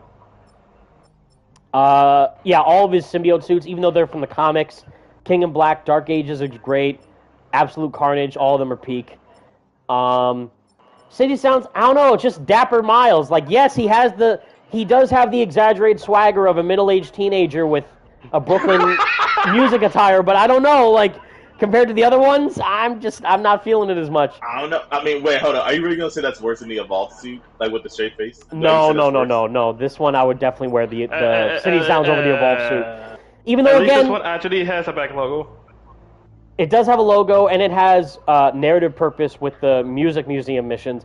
But also the Evolve suit, just to make it clear, again, this is not a advertisement or whatever for Adidas. They made this suit well before the shoes were made. They just added that on top of it just to give some little additional flair to it, but it definitely backfired. And, fun fact, I went to a in-person gaming event in May, I want to say, in San Francisco, where Eric Monticelli, the executive producer at Marvel Games, was giving a presentation about his history with making all these different Marvel games, and Spider-Man 2 was brought up, and he brought up the Evolve suit, like, we get to collaborate with these partners, and, like, Adidas and Warby Parker, because they also did the glasses and, like, merchandise stuff for the game to really be greater together, to really follow through with that mantra. And we did that as an example with the shoes. We made the suit first, and then we made the shoes after to kind of add on to this partnership with this brand, but then they're like, he acknowledged, like, fans weren't really a fan of this, so it caused us to rethink our strategy going forward. So at least they're recognizing fan feedback, and I appreciate that. So thank you, Eric, for being the best. But so obviously it goes to show that Insomniac and Marvel listen to their fans. So yeah, that would be another thing, like for a director's cut we were talking about. Yeah, add more of a story purpose for Miles making this suit out of nowhere would be great. Life story, I guess. It's kind of basic, so I'm not really too big a fan of it, so that might go on top 5 worst. No, I really like Brooklyn 2099. Shadow Spider's great. Same. Some people don't like the Forever suit. I do, though. Like the Black Panther suit, I'm a fan. Yeah. I love that one. I get the eyes maybe be a bit too slanted or, like, thin. They almost remind me of, like, the Gabriel Del Otto eyes from Web of Shadows. Just a bit more, like, thinner. But I like what they're going for, especially since Black Panther kind of has that shape in his own mask. Another man suit, the Agent of S.H.I.E.L.D. suit, the man suit for Miles. Yeah, I'm not really feeling this one as much. Okay, some people hate the strike suit. I don't. I think it's cool. I just don't like the collar. Really? Get rid of the collar, and I think it's fine. The collar is the only thing that's bothering me. Other than that, it's just like armored Miles, which I think is cool. I love the bracelets, because it reminds me of Spider-Man Unlimited. Because he has those Spider-Big gauntlets on his suit. Oh yeah, he does. What about the Borica suit? I can't pronounce that name. Yeah, the Puerto Rico. Yeah, the Puerto Rico. Oh, the Puerto Rican one. Yeah. Viva la Puerto Rico. Boricua suit. Yeah, that one's another man suit, almost. The flag. Another man suit. It's almost like the Captain America suit that Miles has in the comics, but not quite. So it's like close to that. But yeah, it's like I would probably only wear this on the 4th of July. And no spider logo on the back, so. Yeah, no spider logo on the back or front, but there are webs. It's like I would rather do one or the other. I wouldn't do both. Like there's webs and no logo? No. Well, to be fair, his soles are pretty cool. It has cute stars. He does have the stars on the soles. That is true. It's shining bright like a diamond. Anyways, anyone who says, I'm sorry, anyone who says that the smoke and mirror suit is bad is wrong. Objectively, factually, altogether wise, I'm sorry. Yeah.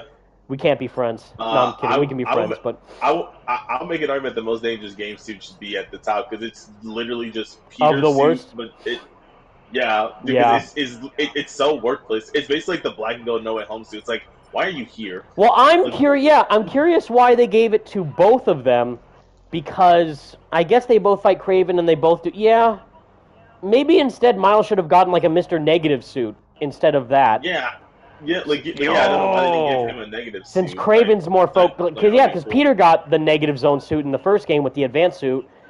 But Miles never... Yeah, so instead of doing the Kraven suit, they should have given Miles a Mr. Negative suit. And then Peter should have gotten the Kraven suit. And then, yeah, both should get more symbiote suits because of Venom. So, yeah, I guess... Yeah, for the case of Miles, I would say, yeah, most dangerous game suit, number 1. Number 2, the biomechanical suit, not a fan of this one. It kind of looks... What about Agamot or Agmon? Yeah, with the toes. With the toes... Venom with toes, I don't even blink. Venom with toes, I do not even blink. Miles with toes, I need to call the cops. I gotta call the cops. Miles with toes, I gotta call the cops. We gotta call 911 right now. Yeah. So City Sounds isn't even on there then because there's way worse ones. City Sounds is fine compared to the other ones. Yeah. So most dangerous game 1, Agimat 2. This is not in really any order, but biomechanical 3. Tokusatsu suit's fire. That's like one of the best ones.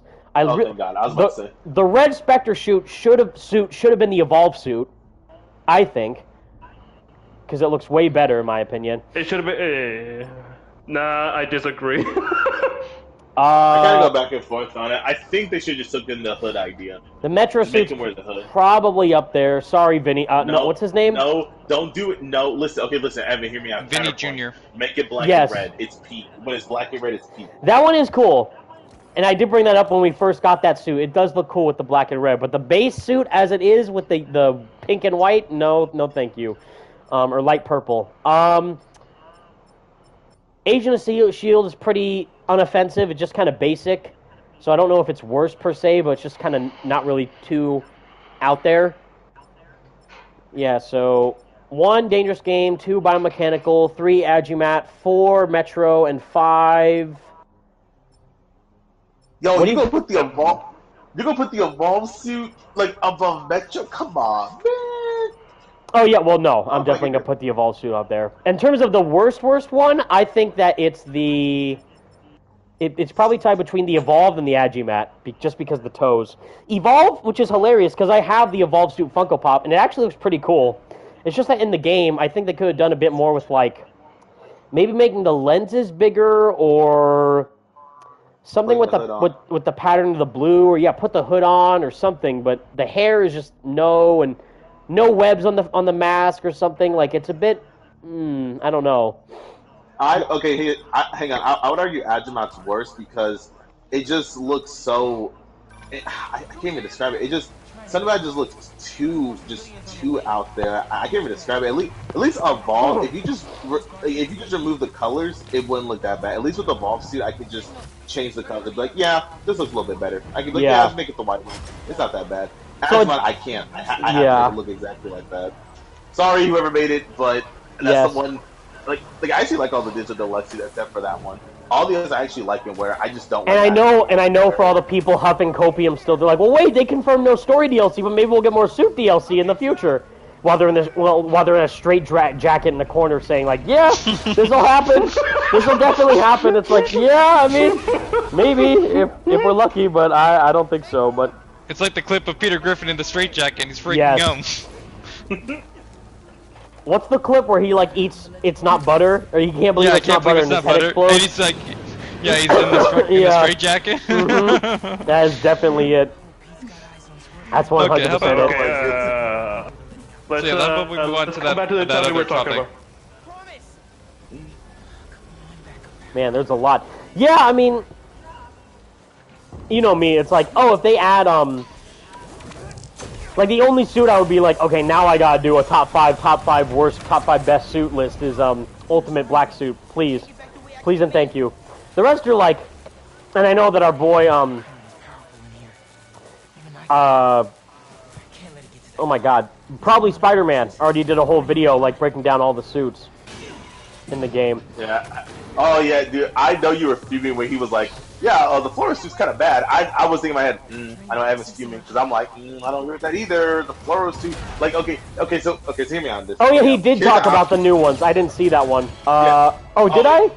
Oh yeah, no, I did. I just think I might have like glossed over it a bit, but yeah, I'm like, the fluoro suits. The whole point of it is to look like a racer car driver, so it's like I can't fault it for that. At least it's better than the Motor Chic suit. The Motor Chic suit, yeah.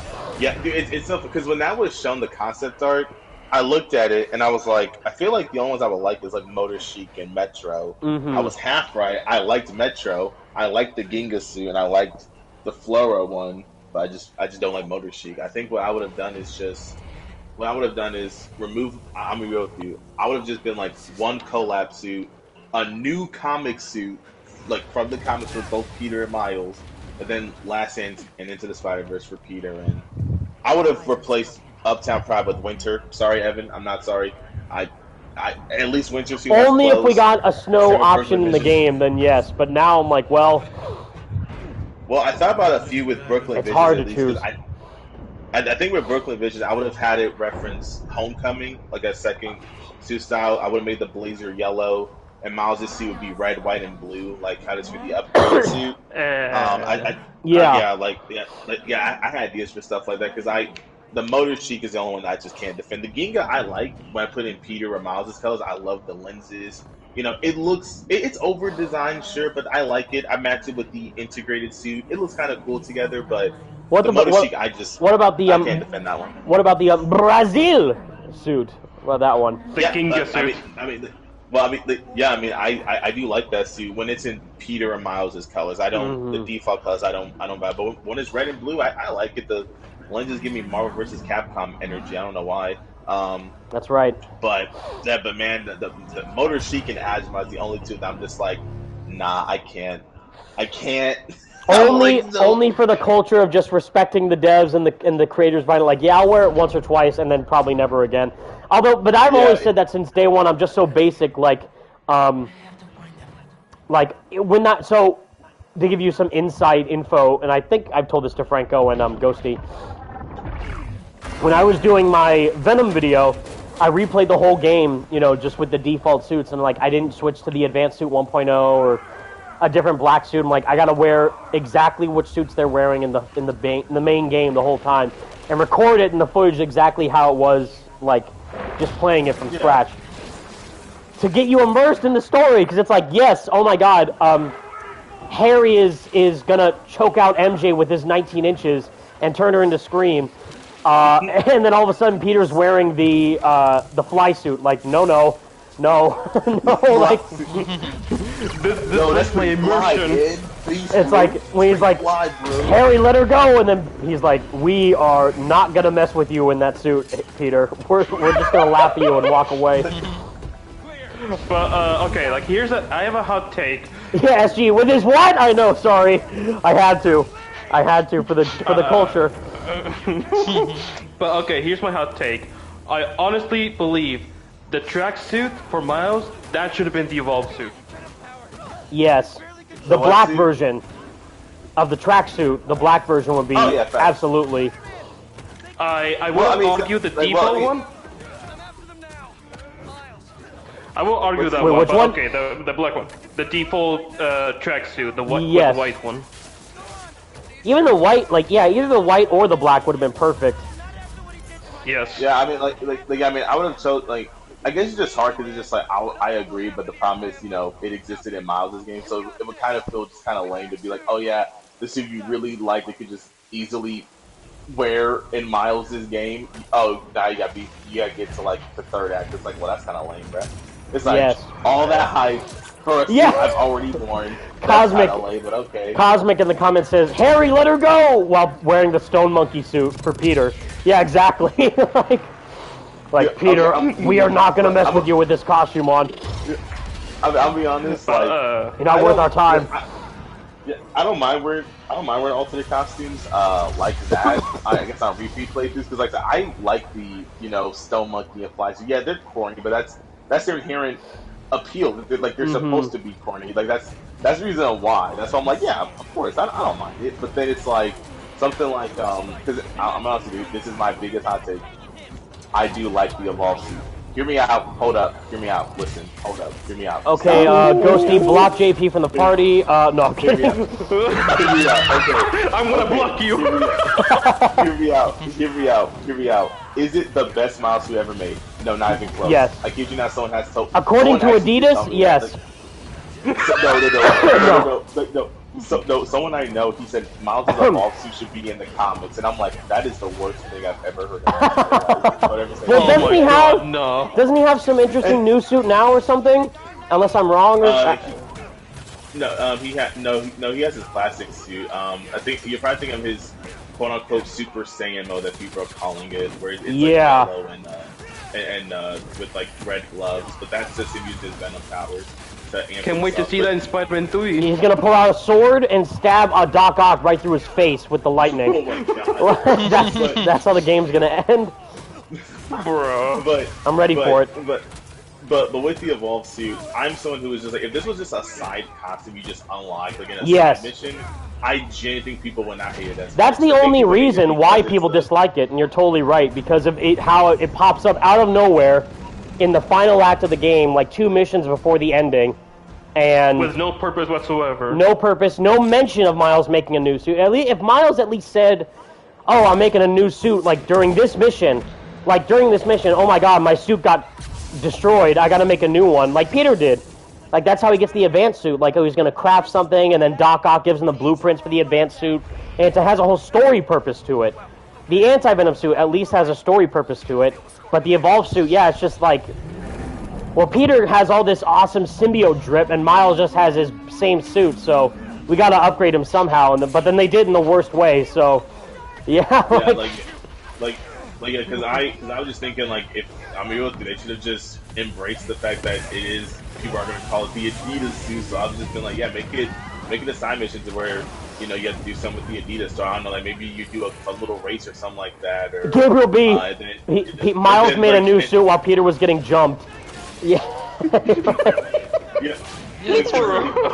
Because I mean, it is shown that there is Adidas stores in Spider-Man too. So I'm like, have a cool little side mission to where, or have a cool side mission chain where you're doing races as either Spider-Man, and it's to sponsor Adidas, and it's like, you know, you gotta get faster times, you get like little tokens or whatever, and then when you do all of them, you get the evolved suit for Miles. Or you get like either or. Yeah, or like during the Brooklyn Visions mission, instead of him getting a gift from, well, I guess it's hard because those are side missions, so people may have not done them before doing the main story. But like, I was telling this to Franco and Ghosty previously, it's like, yeah, so you're telling me that all those side missions are going to be done and people are going to play them while the symbiote invasion is happening in New York City? Like, oh, there's a giant symbiote hive right across the street where people are turning into symbiotes, and it's like, no, but I got to go to my book fair as Miles. I got to go to the music museum to check up with my mom. Like, no. So at least maybe if you made those mandatory or something, like, yeah, get like maybe like a component of tech from the Brooklyn Vision students, then yeah, Miles might have made something from that to give it more meaning. Oh yeah, definitely. But no. Yeah, I agree. Oh, sorry, I missed a couple super chats. And Megan Schmidt, the one only Megan Schmidt's in the stream. What's up, Megan? Thank you so much for joining. If you guys don't know, Megan's the best. Let's see, JP's donation. Thank you again, JP. Delwyn Jones, 20 pounds. What is your roadmap if you were the boss at Insomniac, Evan? Wolverine, Venom. I do think Spider-Man 3 is a PS6 game.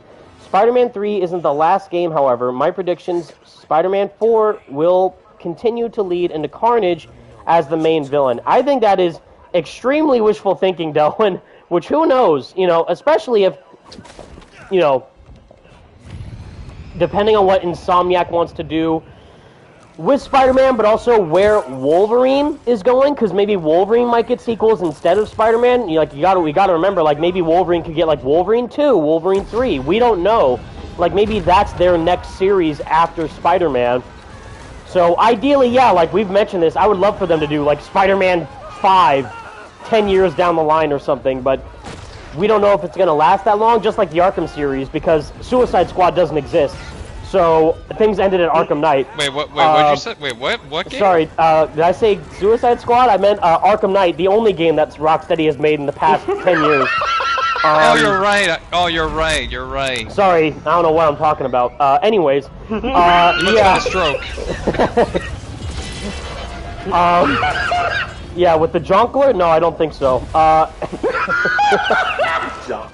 No. So yeah, like it would be like amazing if we got like 50 more Spider-Man games from Insomniac, but it mainly depends on what Insomniac wants to do going forward, and also what other games people want to see from them. Because it's so, that's the other thing, it's so hypocritical from people like, man, I can't believe Insomniac is now the Marvel Game Studio. They're doing Wolverine and Spider-Man. It's like, bitch, don't act like you're not excited for Wolverine. What are you talking about? Don't act like you're not excited and you won't buy Spider-Man 3 right off the bat, day one. And it's like, oh, I can't believe they're doing it. Why are they doing all these games? Because they sell well? What are you talking about? Like, Spider-Man PS4 and Marvel Spider-Man 2 broke sales records. Miles Morales broke sales records as well. Wolverine is shaping up to be one of their most highly anticipated games, especially for PlayStation. Like, I don't know what people are talking about. I mean, because I've heard some valid criticism where they're like, they don't want just one gaming studio. Yes. To just make Marvel, because they can't get burned out. And I'm like, absolutely, I agree with that. Other devs should get a time to make a Marvel game, and there are plenty of IPs out there that some people would like to see more original IPs get continued, like Ratchet and Clank and stuff of like course. that, or maybe because it's one thing where it's like, yeah, I understand it entirely from both sides. Because I'm real with you. I am someone who was like, everyone asks me a lot, oh, do you think Sucker Punch should make a Marvel or DC game? I always say no, because Sucker Punch shines the most when they're making their own original IPs. Like, Infamous and Sly Cooper and Ghost would not be as, like, iconic, without Sucker Punch's magic. I'm not saying they can't. No, if Sucker Punch ever made, like, a Ghost Rider game, yeah, I'd be interested, but I'm not gonna lie, I would prefer if they just kept to original IPs. But it's always a double-edged sword, because I wouldn't have even touched the Insomniac game. But now everyone's like, whoa, now they're doing the Ghost of Woke. While they're coughing on their own drool, while they're coughing on their own drool, and they all have houses like Asmongold or something where they live in sewages and dumpsters or something. Like, I swear to God, yeah. Like, anyways, and I've said this, do I have to play as an attractive female woman on a game where I don't even have a, like, female body part? Oh my God. My life is a lie. I said it for GTA 6 then. The gaming industry is broken, like, yeah, to you, I guess. Don't worry, no one wants to have you be in the game anyways, to participate with your sales. Yeah, like, I have said since day one, like, I'm still waiting for the Infamous remake, if we ever get it, but also, the only studio I ever want to ever touch a Doctor Strange game is Remedy. And I love Insomniac. Yep. Oh, yeah, that would be... And if anyone who would like, who's Remedy? If you haven't played Alan Wake 1 or 2 or Control is the best Doctor Strange game ever made. So just play that. Just like how Prototype's the best Venom game ever made, but JP won't know that because he likes Infamous. Anyways. But also you gotta play Alan Wake 2 because it is one of the best games that you will ever play in your life. Yes. Especially. Oh no! No, Jay. he got offended and he left. Oh, I'm sorry. I broke JP. I apologize. Oh man. Okay, JP. If you're listening, to be fair, yes, Infamous 2 is a great game. Great game. Just not as good as Prototype. Yeah, exactly. Anyways, no. I genuinely love Infamous 1, 2, and Second Son, and First Light. The only thing I find weird is Sony's lack of attention to it. Like, they don't want to give it any, like, even after Astrobot came out, where they're like, and what was it? Like, the main, and I did a video about it, like, one of the producers or executives at PlayStation was like, we don't have enough original IPs. I'm like, bitch, what are you talking about? Don't you have, like, 50 franchises waiting to be remastered? And no, we're not talking about Horizon 1. We're talking about, like, Infamous and freaking Ape Escape and goddamn any of them. I'm sorry, but I have to call it out too, but, like, I'm sorry, but we don't need a remake of Until Dawn. I'm sorry, Evan, I know you love that game, but we do not need a remake of Until Dawn. I'm so glad you brought it up, because I'm so ready to talk about this. Uh-oh. I'm super disappointed. I know you bought it. I did. I know you. Okay, let's hear it. But I'm super disappointed in the Until Dawn remake. You're not mad, but you're disappointed. I am. I mean, for starters, objectively, yes, the game looks visually better than the first game, but the whole point... I don't know about that one, Chief. I'm sorry. I've seen the visuals No. After playing it for myself, the textures on the character models with the hair, the clothes, even the environments, it does look better. But the reason why you don't notice anything of difference in the first game is because of the lighting. The lighting is such a huge factor in that game's visual aesthetic, with the blue, the hints of blue and a little bit of black and white, and like the cold aesthetic with the snow and the darkness of everything. That's the biggest reason why the game looks as good as it does.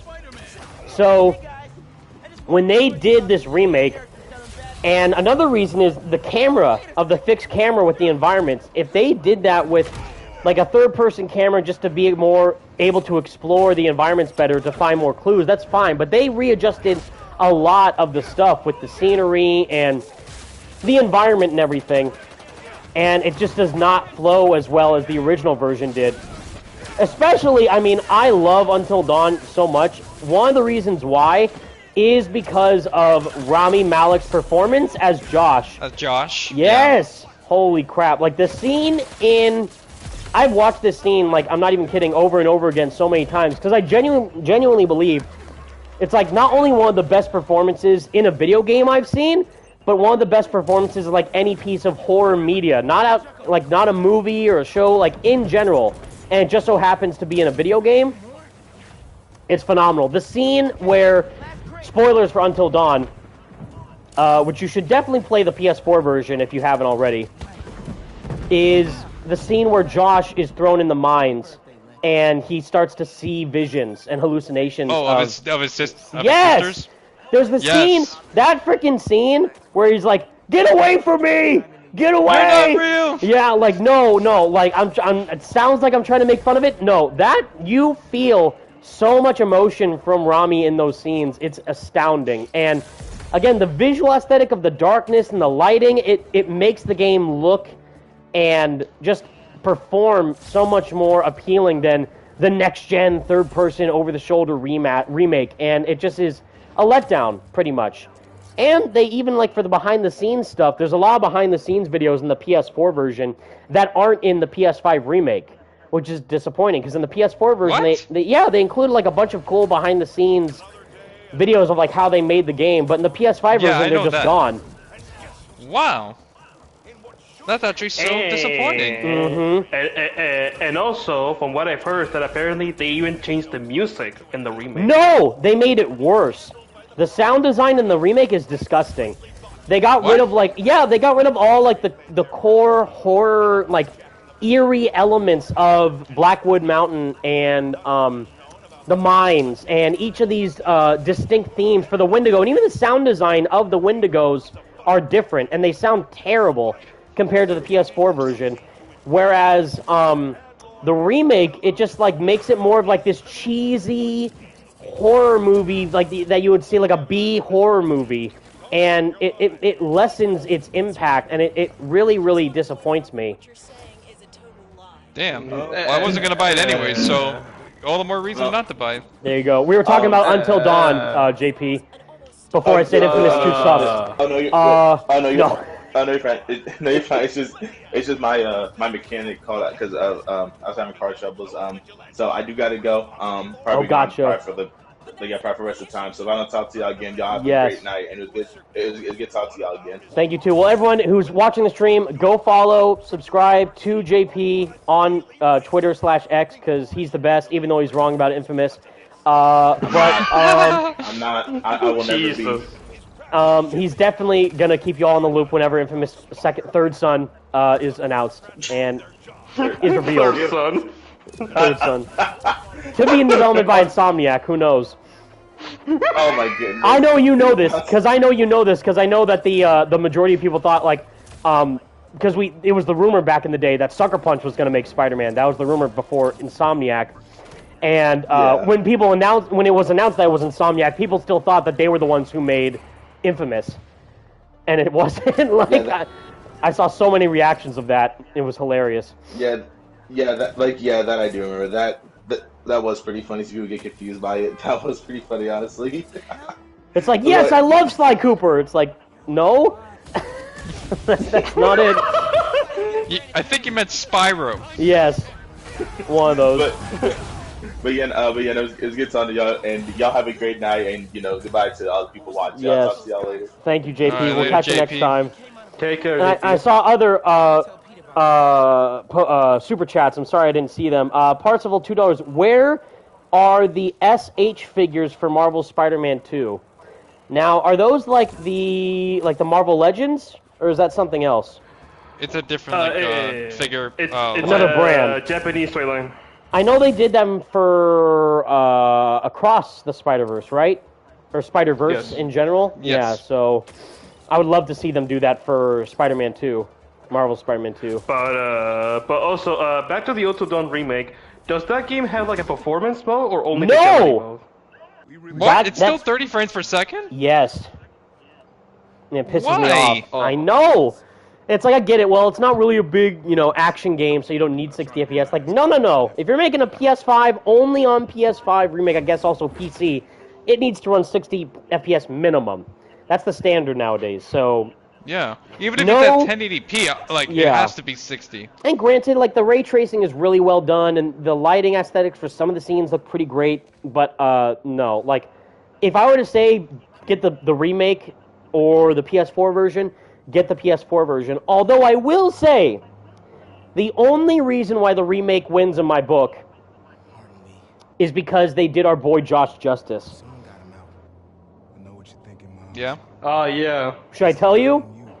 Or oh, go ahead. I'm not gonna buy it. So go ahead. What about you, Ghosty? Are you planning on getting it? Have you played Until Dawn? I never played neither the PS4 nor the remake, so... Okay, well, get the PS4 version, because that's the best way to play the game, in my opinion. So Josh is one of the characters in the game, and there's two endings for him. One, he can either die, or two, he could become a monster. He becomes a Wendigo. Yeah, I wasn't going to say the monster's name, but you just did, so that's alright. Oh, well. But yeah, so it's alright. 10-year-old game, no worries. Pretty much almost 10 years old. So there's these monsters in the game called Wendigos, and that's the main threat of the whole game. And Josh becomes one at the end of the game if he ends up surviving. So the only way that he can survive is as a Wendigo. In the remake, there's a new third ending where he lives normally. Okay. So he survives without turning into a Wendigo, and he's stuck in the mines. Which apparently that could set up a potential sequel. Yes, and they do, because there's another new thing. It's a post-credit scene with Sam, which is totally new and different from everything else. Okay. Which I love, because Sam's the best character in the game besides Josh and Mike. It's tied between them three. Mike, Sam, and Josh are the best characters in the game.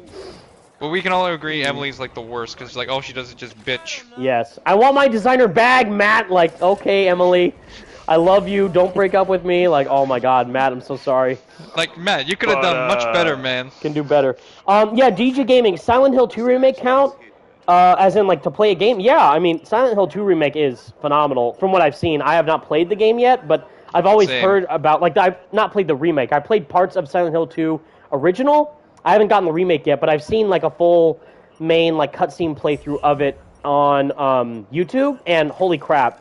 The performances of James and Angela, in particular, are incredible. And I genuinely think, depending on whatever Jeff Keighley is going to do for the Game Awards this year, that James could be in discussion for Best Performance. Luke Roberts is the actor who played him, so I definitely think that he could be up there.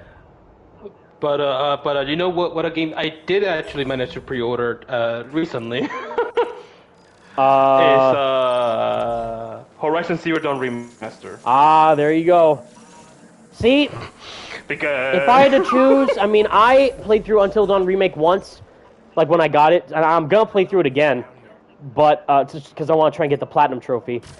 But I wonder if my money would have been better spent towards either probably Silent Hill 2 remake, to be honest, if I choose any of them. But I love Horizon. No, Silent Hill 2. I'm definitely getting next. So I might get Horizon remastered if I'm so desperate for new content to play. Well, do you have the game on disc? Yes. Well, the PS4 version, yes. Yeah, you can pay $10 to get the remaster. I know, but see, I'm insane because I like to build out my physical library for both. So I would just buy it separately. No, I'm in the same boat too. No, I get it. I get it. Which is why I'm double insane for Spider-Man, because for Spider-Man I got the PS4 base game, you know, with the like the collector's edition with the steelbook, and that got the game. But then I also wanted the cover, so I got that separately. And then a year later they released the Game of the Year edition, so I had to buy that separately. And then I got Miles, and then Miles I got on the PS4 because I didn't have a PS5. And then I got Miles again with the Ultimate Edition with the remaster in the digital bundle. So I just spent so much money on all these Spider-Man games. But it's worth it. It's worth it. Yes.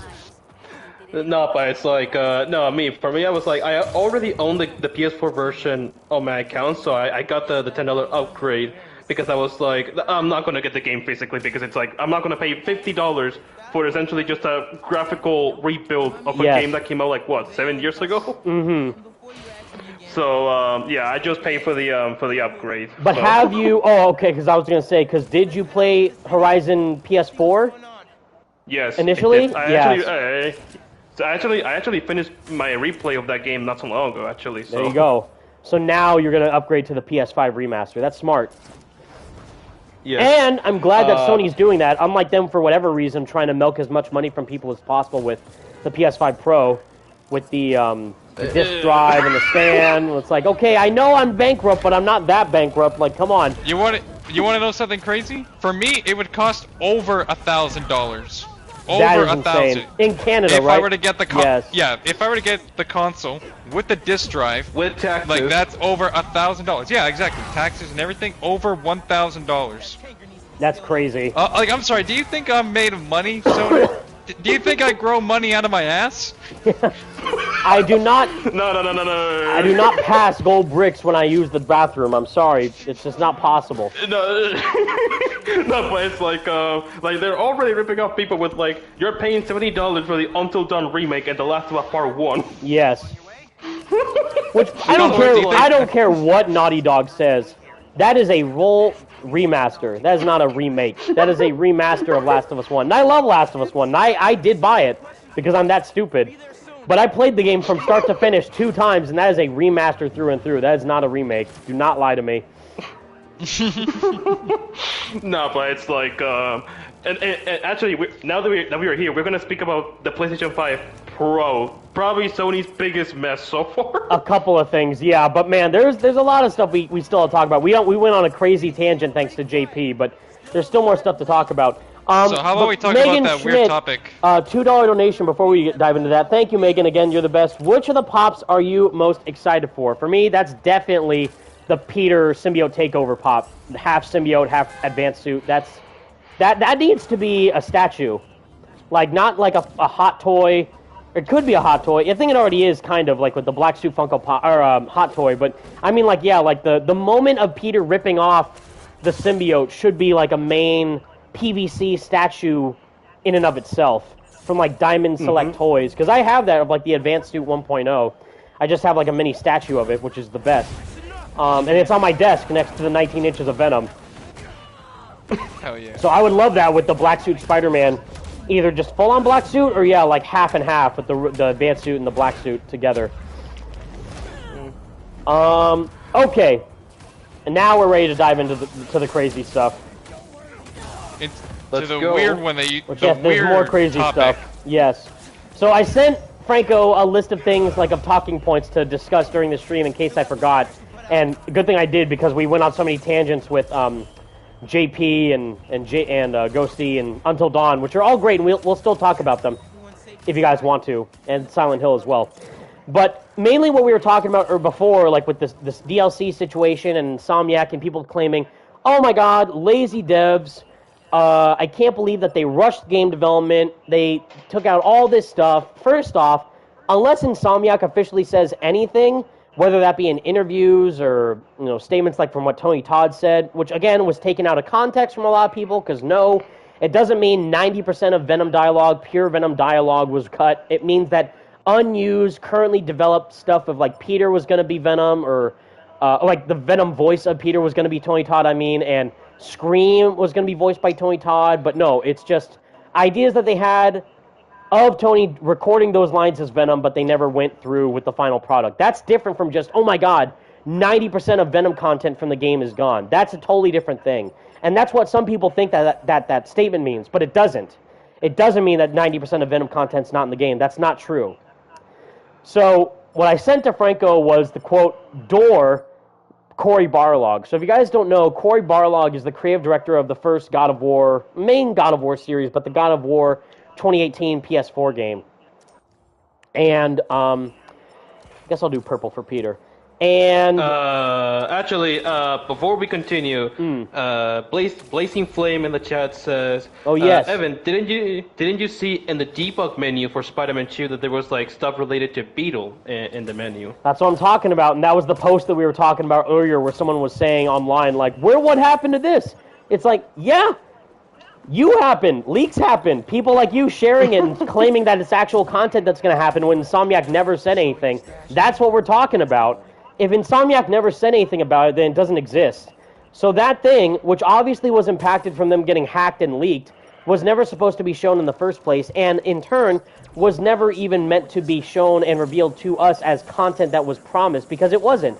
And the same thing even with, like, if we're bringing that up, the whole Beetle thing, for me, makes no sense, because Tombstone and Spider-Man already ended things on good terms. So why would Beetle be a villain in the game if it's going to be like Lonnie Lincoln's daughter? If you guys know from the comics, that's, Tombstone's daughter is the Beetle. There's two versions of the Beetle, but the newer Beetle is a woman who is Janice Lincoln, who is Tombstone's daughter. And that's the Beetle that people were thinking that we were going to see in this game with that debug menu, which, again, was never confirmed, so it doesn't exist in that case. Leaks happen. So that stuff might have been in development at one point, may have not been in development, but what's important is that Insomniac never confirmed it to be existing.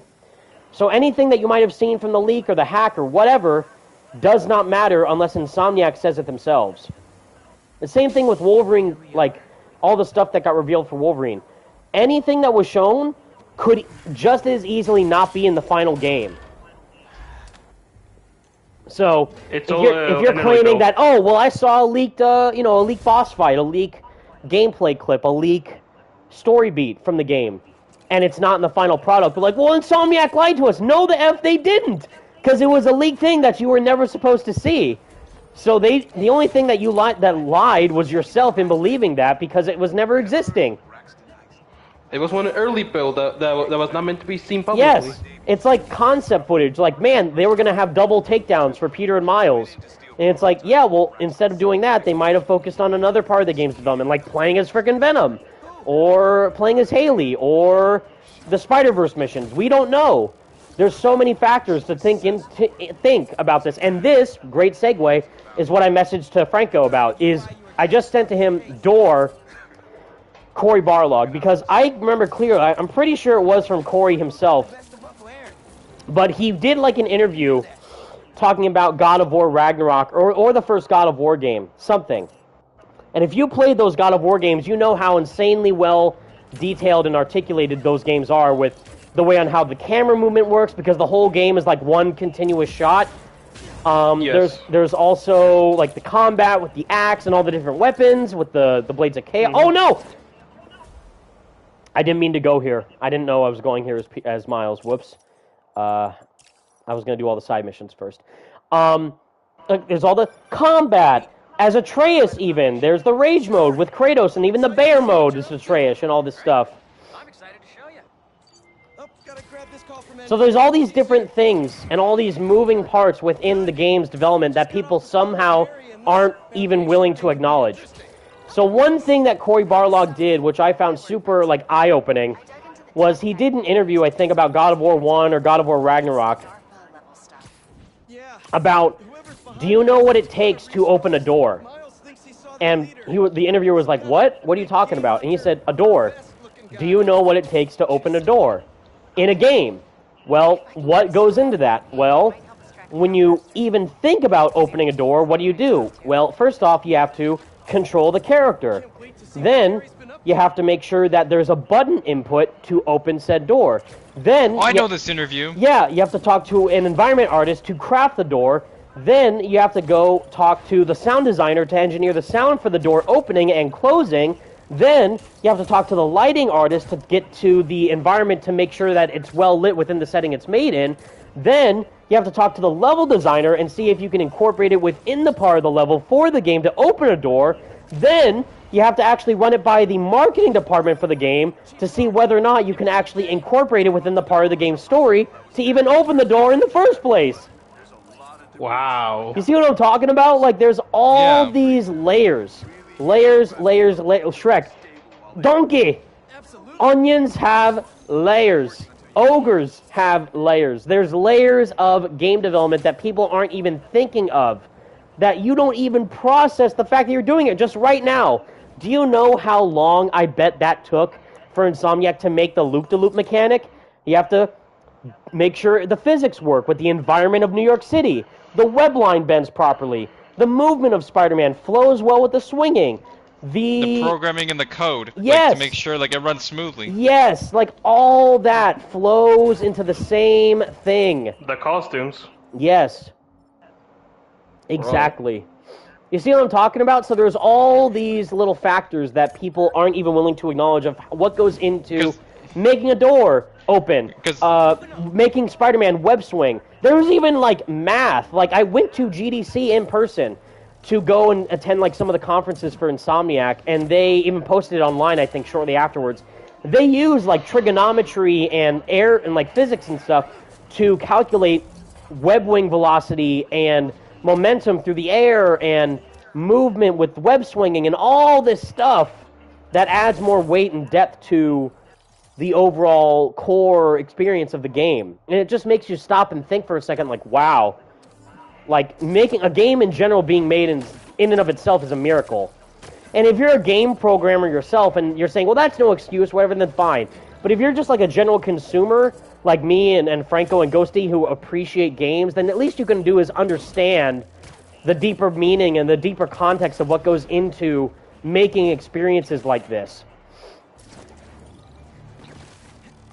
Mm-hmm. So I'm glad that you know that what that interview is from, Franco. That's great. Like, I know that one made no sense, but I'm like, I think you might get this when I talk about it. You start explaining to like, yeah, okay, now I understand now the context of that. Okay. Meanwhile, you probably thought. Meanwhile, like, is Evan on crack right now? What's he talking about? No. I know you don't do drugs. Don't do drugs, kids. All right, it's bad for you. Do not do drugs, kids. I actually had no idea about this interview. That's actually really cool. Yeah, doesn't that make you stop and think for a second?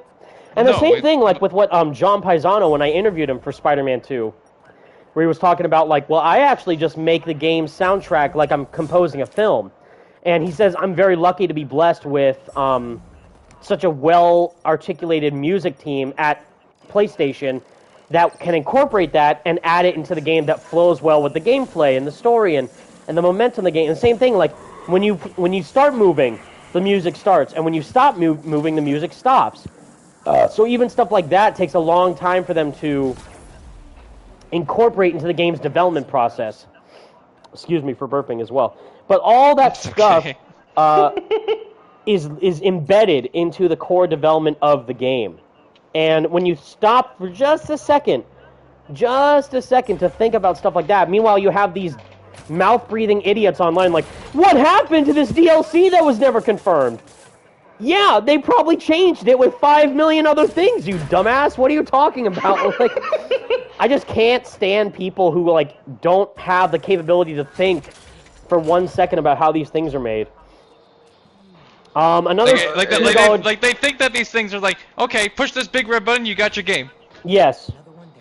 And it's like, no. Just like, yeah, they just did a big red button for Miles Morales. That's how the game was made. No?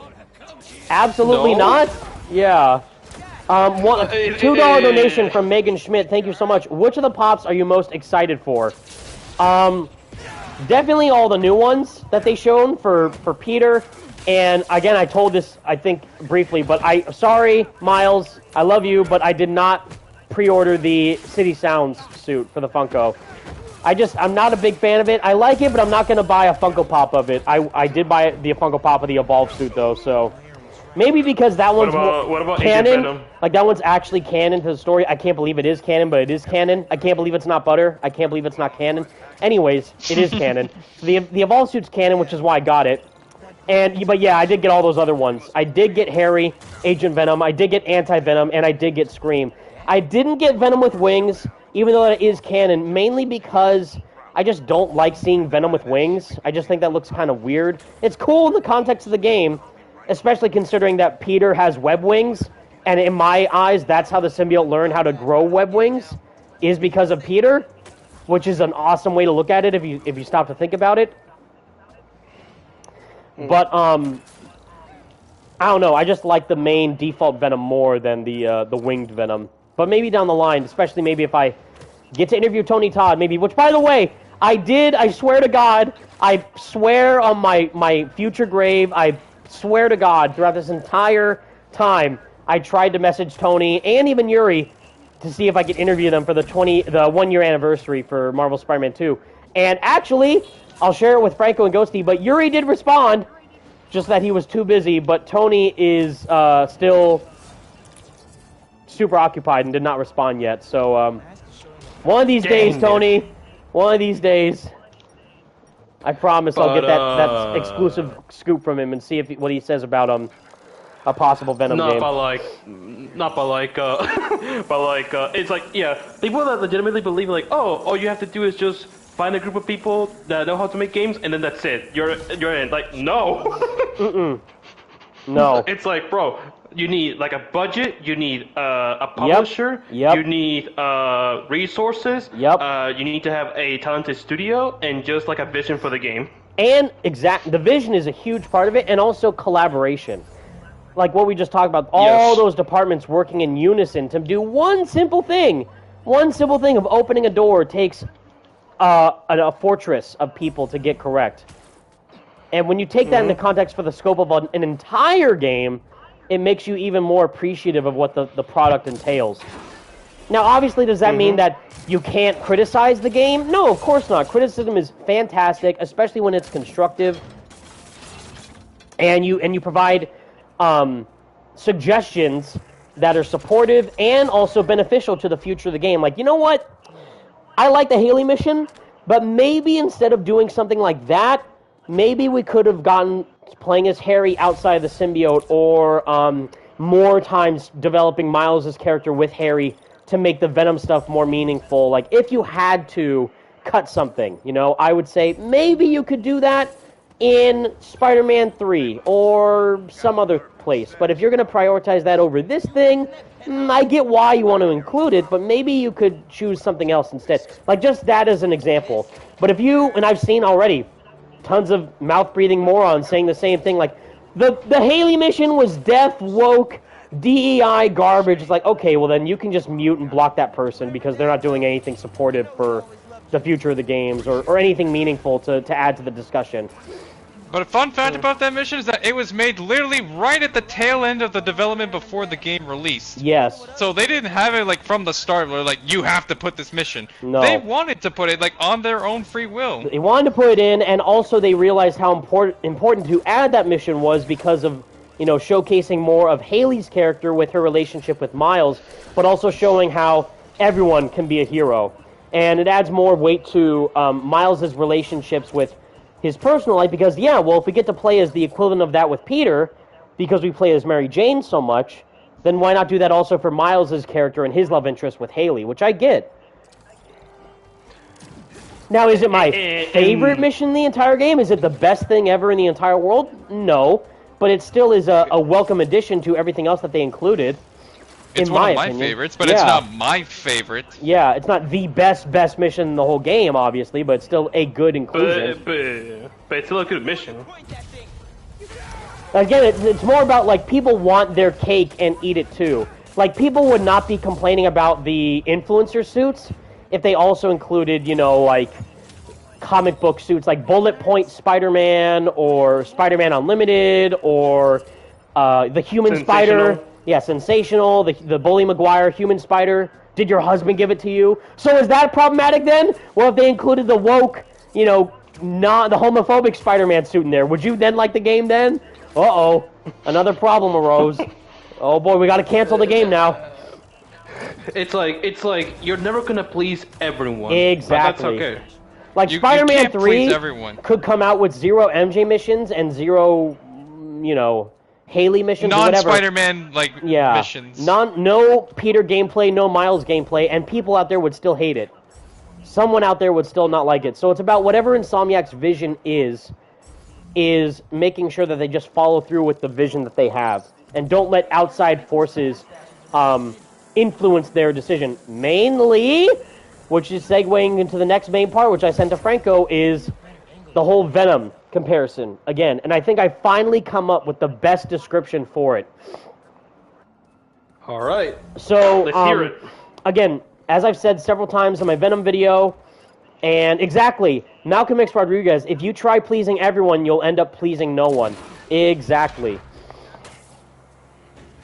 You know the saying of, a camel is a horse made by a committee because of how lumpy and weird looking it is, because if you were to take everyone's consideration into consideration, then all you will get is a mismatch of things that people may like or may not like. So if you're including everything into one singular thing by, listening to the vacuum that is the cesspool of social media and thinking, oh man, we gotta listen to these social media people. They clearly know what's best for the Spider-Man game. I guarantee you we would get the worst Spider-Man game ever made. Mm-hmm. So, yeah, Rodriguez is 100% correct. And this is where the whole Venom comparison comes in with Robin. And I mean, yes, Robin as in Robin from Batman. Batman and Robin. So, you know how Red Hood was originally supposed to be the new Robin? Jason Todd? Jason Todd was the new Robin in the DC Comics. And people hated him so much that they voted him off to die in the comic, and thus that we ended up getting Red Hood. Right? Are you with me so far? So, why? But ask yourself this. Why didn't people like Jason Todd as Robin? He's named Robin, so why isn't that the case? He's like, man, this character's nothing like, insert here, Robin. He's nothing like my Robin because of what Robin did in the past with his charismatic nature and his witty humor. It's like, yeah, because that's Dick Grayson. Numbnuts, that's a whole different character. Just like how they all share the name Robin, they're all completely different versions of Robin. So, Dick Grayson is Robin. Jason Todd is Robin. Damian Wayne, even, the worst Robin, is also technically a Robin. What's her name? Tim Drake is Robin. Tim Drake. What's her name, though? Carrie Kelly? Is that I don't remember. The redhead one from The Dark Knight Returns? I don't remember. I know there's Cassandra Cain, Batwoman. But Batwoman. She's not a Robin. But yeah, there's that redhead Robin. Yeah. SGE, I feel like I'm at a college course I was at with Evan as my lecturer. Well, thank you. I'm trying. I hope that's a compliment. I appreciate it. Yeah, Kate Kelly, DG Gaming.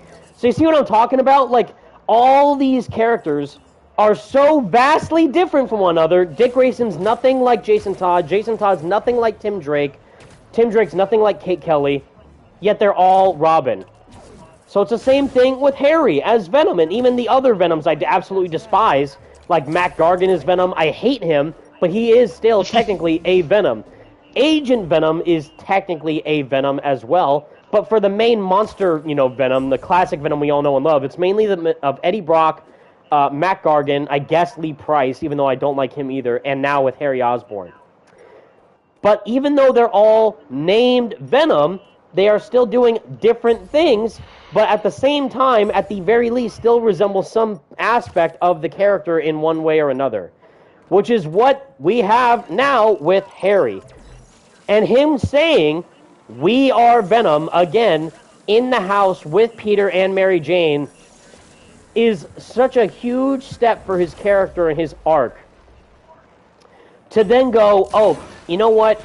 We're going to introduce Eddie Brock now, and he's our new Venom, and he's going to say we are Venom, is not only a disgrace to Harry's character, but it's also, again, what we mentioned in previous live streams, it backpedals from what they've established throughout the entirety of this game's existence. So if they go in and say, oh, you know what, in Spider-Man 2.5, we're going to make Eddie Venom, and he's also going to totally be a huge factor in Spider-Man 3. And it's like, meanwhile, they never at least referenced him once in the entire games since 1 to Miles to now. Not a single time. That would be like if you were like, you built a sandcastle with all of your efforts and with a clear vision, only for you to be like, you know what, this sandcastle was not worth it, so let's just destroy it and build a whole new castle that ignores everything that the previous sandcastle had. Yes. It's like you're basically destroying everything you previously built just because people were like, oh, I didn't like it. It wasn't what I wanted. Yes. Meanwhile, yeah, and it's like, wow, okay, so we're going to take the last 5 years of storytelling, narrative hints, layering of the context for the character with a deeper meaning with the research stations, with Norman, obviously the whole reason why he's going to become the Green Goblin in the first place is because of Harry becoming Venom, to now say, actually, you know what, here's a new Venom. It would invalidate the entire series so far, in my opinion. So I hope that, what my whole point is, you have all these different characters who call themselves Venom and Robin. They're all different people, but they all yet share the same name. The reason why that exists is because they can do something new, different, and unique with the character. And now, that's how we get with Venom to hopefully build upon that narrative further if they get the chance to do so in, hopefully, a spin-off game or whatever. You know, we don't know for sure. But it would just be a great way to, you know, double down on the story that you've set forth and expand on the core vision that you've had in mind since the beginning.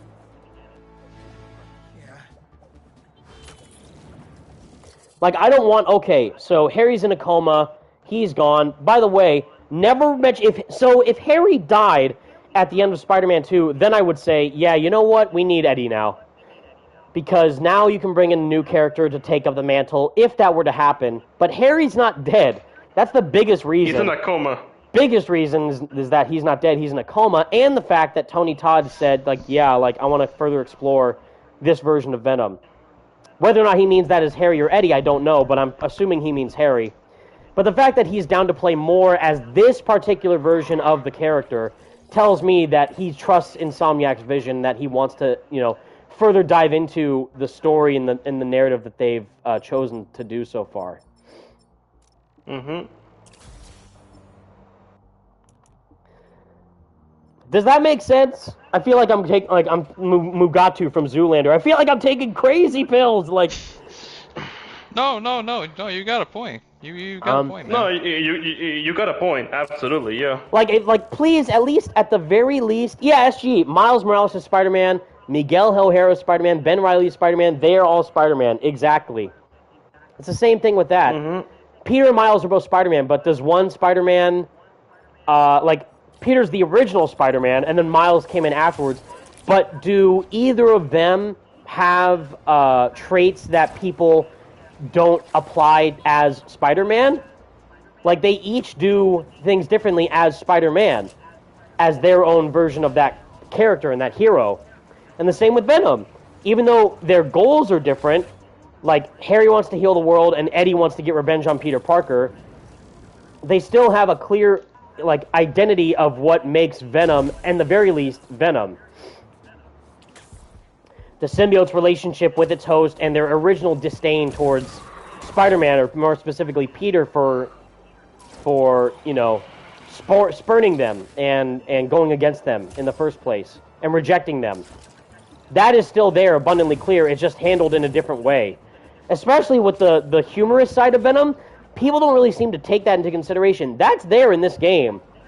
The whole, you're just a little man. And also, like, you know, show him what he's missing, or thanks for coming, Pete. We want to show you something. That's all super humorous stuff that Venom would say in a dark, twisted, creepy way. But it's Harry instead of Eddie. So it still shows that that DNA is still there. It's just that the main objective might be slightly different from the host. Just like how Robin's personality and his character traits from Damian Wayne, the scumbag little brat that I despise as Robin, compared to the charismatic, cocky nature of Nightwing, or, you know, original Dick Grayson Robin, as that character. But they're both still Robin at the end of the day. Even though one might be better than the other, obviously, they still are that character.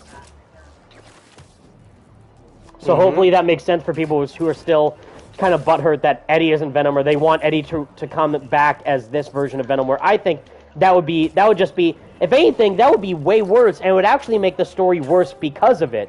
Because in that case, how would Eddie cement himself in the story that Insomniac have been telling so far? I can't see any way on how they can introduce him. Maybe as a side character with the whole Carnage plotline, but I don't see him turning into this fully mainstay version of Venom. I just can't see it. Which is why I hope if we get, like, Spider-Man 3 or maybe a game in between that, then there would be a time jump, says, like, 2 years later, and then Harry comes out of his coma or something. And how is he alive? Again, we've talked about this already, but how is Harry alive in the first place? Because the entire point was that the symbiote was keeping him alive.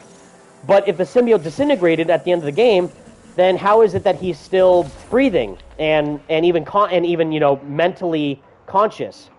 Well, maybe there's a little bit of the symbiote remaining within him, keeping him alive, almost like a backup, like a failsafe, almost, for Harry's disease. Yeah, that could be entirely possible. And also, it's like, you're just doing, like, a disservice and just not, like, an absolute just not doing the characters justice, and especially his voice actor, Graham Phillips. Yes. I think that would be the biggest insult if they got this incredibly talented actor who poured his heart and soul into this character and has clearly done a hell of a lot of research about how he wants to portray this version of Harry, to then say, nah, we're going with someone else now. Like, did they recast Yuri, even though they got rid of the face, which, you know, we've already said ad nauseum how I feel about that, but did they get rid of Yuri? For that, no. They still kept Yuri. They still kept his Peter, because it's still his Peter. So it's the same thing. This is still their Venom. This is still Insomniac's version of Venom. They just have to now expand on that a bit more. Which is another reason why I'm kind of glad that there isn't any DLC, because story DLC that would, like, continue from where the game ends, like with Carnage or Chameleon, wouldn't really solve the wants that I would like to see from this game, which is just basically more Venom. Which is why I hope that a potential, you know, maybe not spin-off game of Venom would be able to fill that need.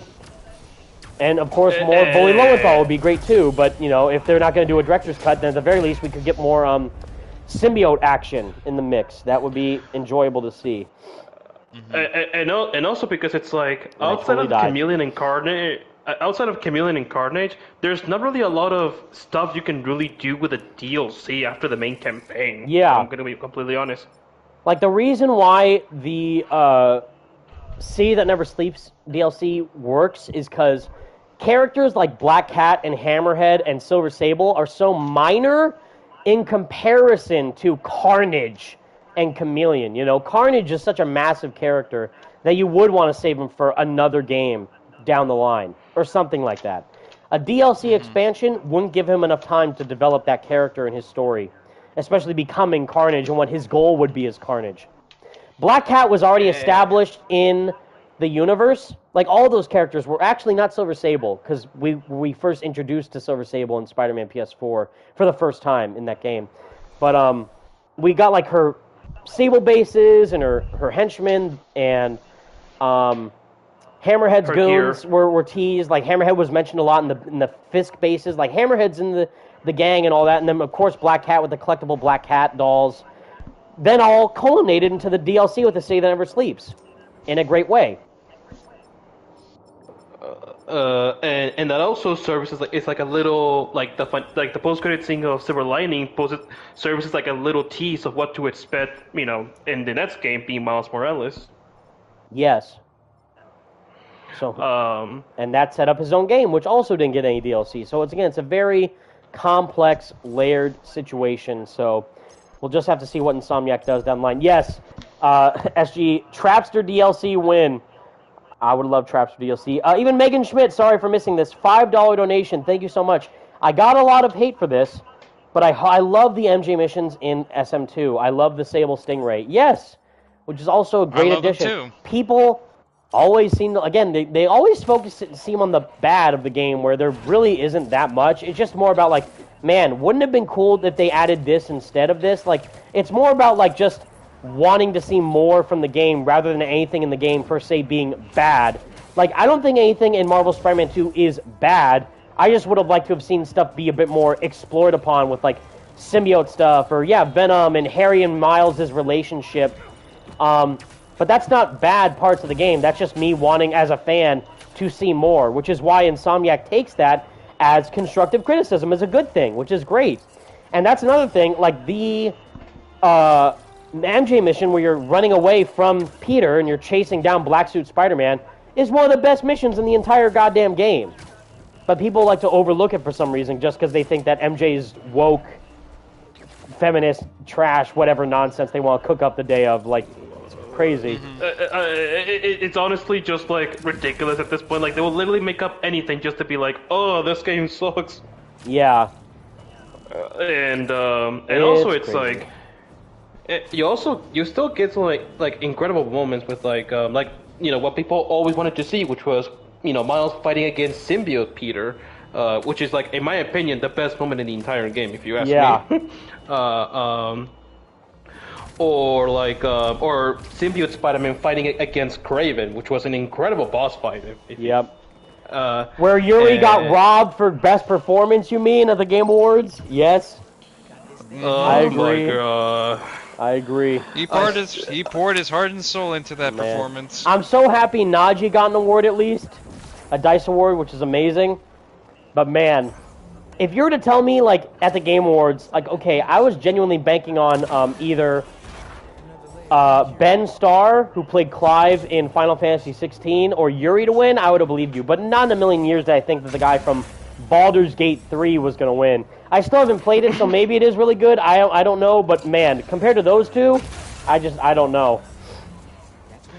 Yeah, but yeah, like, it's like people that say that, oh, Spider-Man 2 is the most disappointing game that came out in 2023. I'm like, excuse me, bro? Like, what do you mean by disappointing game of 2023? It literally delivered on everything that I was expecting from the game. I don't know what more people would have wanted. The only thing that people want is more, which is, again, a big compliment to see how much people love the game and the characters, that they just want more from it. But again, I don't think DLC with, like, Beetle or a Carnage DLC that would only be like a couple hours long would do enough to satisfy what people are wanting from this game. Which is why I think, again, the reason why Horizon Forbidden West got the Burning Shores DLC, why God of War got Valhalla, why Ghost of Tsushima got Iki Island, is because they're not working on 5 other massive AAA games at the same goddamn time. Yeah, it's like it's not like Sucker Punch is working on, like, 5 different games. Yeah, or like they're only working on freaking Ghost of Yote, which, hot take, currently that one looks more like DLC to me than Spider-Man 2 did. We need to see gameplay of it, but I mean, yeah, like, exactly. That you could say that about anything. Well, God of War Ragnarok looks like God of War 2018 DLC. Horizon Forbidden West looks like Horizon 1 DLC. Like, that's just how good a job these developers do by making games these days. And also, I always laugh at the thing where when people there's only so say, high you can go. Yeah, like people like, look, like this game's a sequel, but they're reusing animations. Hello, you dumb idiot. Do you know how long it would take for a game to be made if like a sequel from scratch? Like, yes. They had to make all like entirely different animations from scratch. They got rid of all the extra in-game animation just to make brand new ones. No, then you would have to wait even longer. Exactly. You would have to wait even longer for a sequel if they had to remake every single animation from scratch. It's like they legitimately believe that like, oh, if it's a sequel to this game, so it automatically means they're gonna do everything from scratch. When it's like that's not how it works, my guy. Game development doesn't just grow on trees. You know what I mean? New animations don't just come out of nowhere. And also, it's like they think that people should be glad that Insomniac is still working on these games, because if Spider-Man 2 was not the success that it is, we don't know what could happen to Insomniac. Yes. And especially with how the gaming industry works nowadays, where it's like, oh, if the game doesn't do well, then automatically you either get laid off or bye-bye studio. I honestly. And then there are people out there like, well, I can't believe we're getting Wolverine. It's like, do you know how much people would be freaking, like, all the Wolverine fans out there would be pissed if they canceled Wolverine to do Spider-Man 2 DLC? Like, again, like SG brought up, and I think Michael Davis brought up too, you're not going to be able to please everybody. No matter what, you're going to make the Wolverine fans mad if you do Spider-Man 2 DLC, and you're going to make the Spider-Man fans mad if you just focus on Wolverine. So, what are you supposed to do? No, yeah, and also like how long it takes these games to be made and how expensive they are nowadays. It's like people should be appreciating that their games are still being made, because if not, then honestly, I don't know what else they could do. Like, I don't know, just play the same game that they already beat like 500 times. Yes. Or like for example, like GTA 6. That thing has been in development for like what, 10 years now at this point.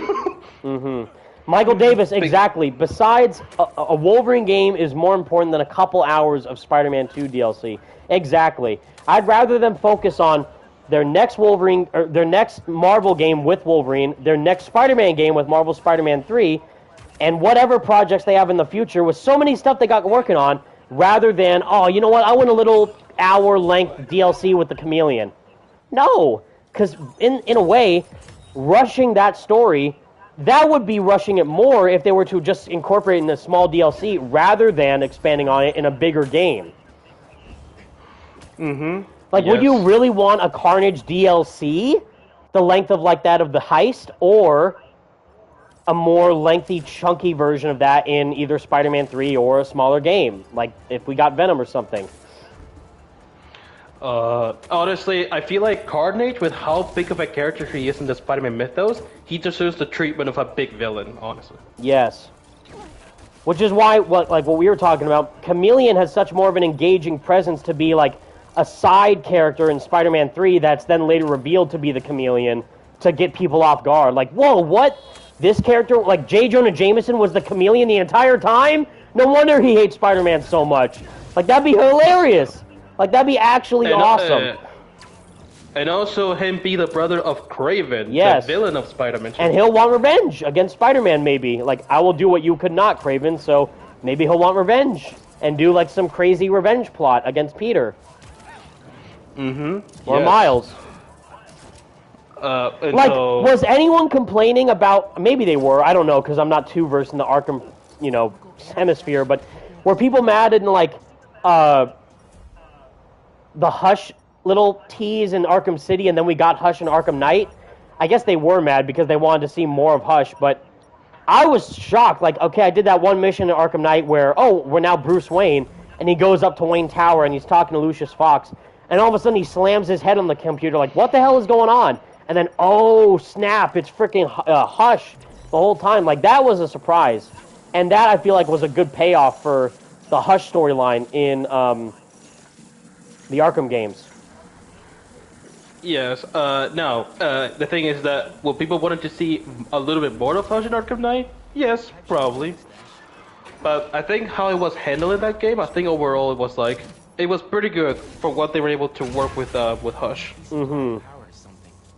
And so, but yeah, so now can we actually talk about... Like, even the DLC that game got was all over the place. Like, they did the little mini expansion, which wasn't even made by Rocksteady, by the way. It was made by Warner Brothers Montreal, that did the Matter of Family with Batgirl. DLC. Yep, and then they did the little like It wasn't even an hour long. It was like 10-minute long mini DLC chapters with all those characters. Like, the only, like, expansion that they did was the Seasons of Infamy, like, with Ra's al Ghul, Mad Hatter, Killer Croc, and Mr. Freeze. And even then, that wasn't, like, DLC in the sense of that expanded the narrative of Batman's arc with the Joker or Scarecrow. That was just, like, extra mission stuff. And it was there just to add out more stuff throughout the game, which I liked, but it wasn't, like, what people are expecting for the sense of DLC for Spider-Man. It wasn't, like, super necessary. Yes. Was it fun? Yeah, but did it add anything of value to the experience? That's subjective. Not really. So, yeah, it depends. Would you have rather had that be done as DLC or, like, another Arkham game from Rocksteady, which I'm still waiting for them to make a new game because I don't think they released a game in 10 years, obviously, because... Yeah, you're right. Yeah. You're right, yeah. I don't recall. I don't recall any new game being released from them, but I could be forgetting. Especially if it came out this year. Anyways. I don't remember. I'm waiting for them to announce Batman Arkham Beyond. Man, I'm so happy. I'm so happy that Batman's still alive, you guys. I can't wait to see how they're gonna shot in the head. On a park bench like a sick dog, like Old Yeller. I can't wait to see what they'll take him to the back of the barn. Yeah. Oh my god, I was like, okay, we move on to the next topic. The next topic being the PS5 Pro. Well, I'm not gonna get mine at launch. What about you guys? And chat. I don't need to. What do you guys think? I don't need to waste over $1,000 for a console that I already have and I'm already happy with for a little extra fancy graphics.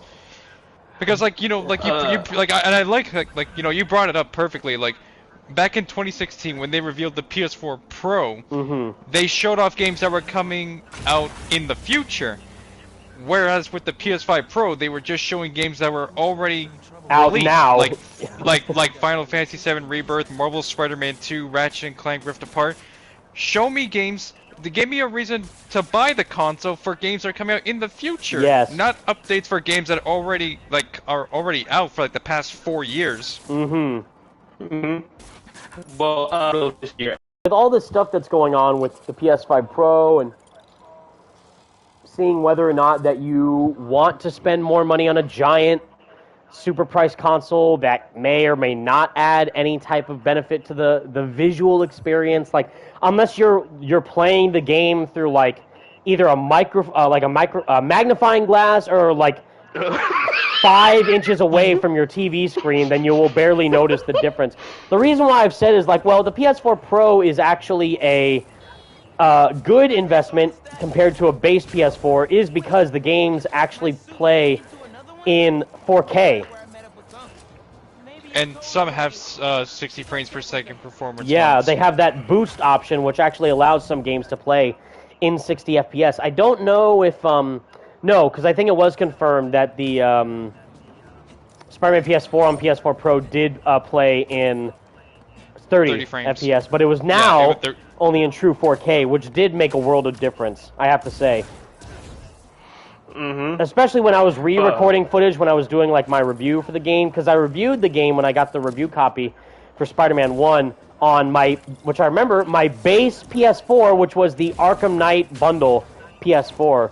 Which I then traded in for the Marvel Spider-Man PS4 Pro. So not only was I getting a better PS4 just because it was Spider-Man, obviously, but also because it was a Pro versus a base PS4. So the Amazing Red PS4 Pro. Amazing Red, and what is it, Symbiote Black now, which is the best thing ever for the PS5? Like, yes, please. Keep those colors. Poetry. And I said, if they do a Wolverine PS5 Pro or a Venom PS5 Pro, then I'm screwed. It's a wrap for me. Then I might have to get it. Then you give me a reason to buy the console. Then you actually make me want to spend nearly $1,000 on something. And in my case, you can then I'll give you my hard-earned over $1,000. In Franco's case, literally $1,000. Which hurts. If they make the faceplates of like a Venom faceplates for like a PS5 Slim or something, then I'll consider. How does that work? Because they have like the little indent in the the cut in between the panels, right? So yeah, how does you can't if you have the base PS5 like me, where it's the big fat one with the solid panels. You can't use it, so you gotta get a new one. You have to get new panels, so you gotta dish out more money. You gotta get a new console. Like, goddamn, so now you gotta spend even more money on all of this. And apparently, Sony apparently said that the faceplates on the PS5 Slim apparently don't work on the PS5 Pro. So it's like you're basically spending more money. Crazy. Yeah, I think I heard that too. That is too. corporate greed if I ever saw it. Yes. Sony, I know you like money, but do you like it that much that you want to piss off all your customers? I don't know, like... Especially that you're trying to push for an all-digital console when gamers are perfectly happy with physical. Yep. Like me and Evan. And us, exactly. The ones who care about the medium of games, which I... So, okay, great thing that you brought that up, and I'm sure you guys in the chat might have seen this too. Did you guys see that giant PlayStation Network outage that happened recently? Yeah. So I was here, and I was in the middle of, like, you know, sorting out through all my data on my PS5 because I was making space for Until Dawn on PS5 because I didn't buy the game didn't come out yet on the PS5.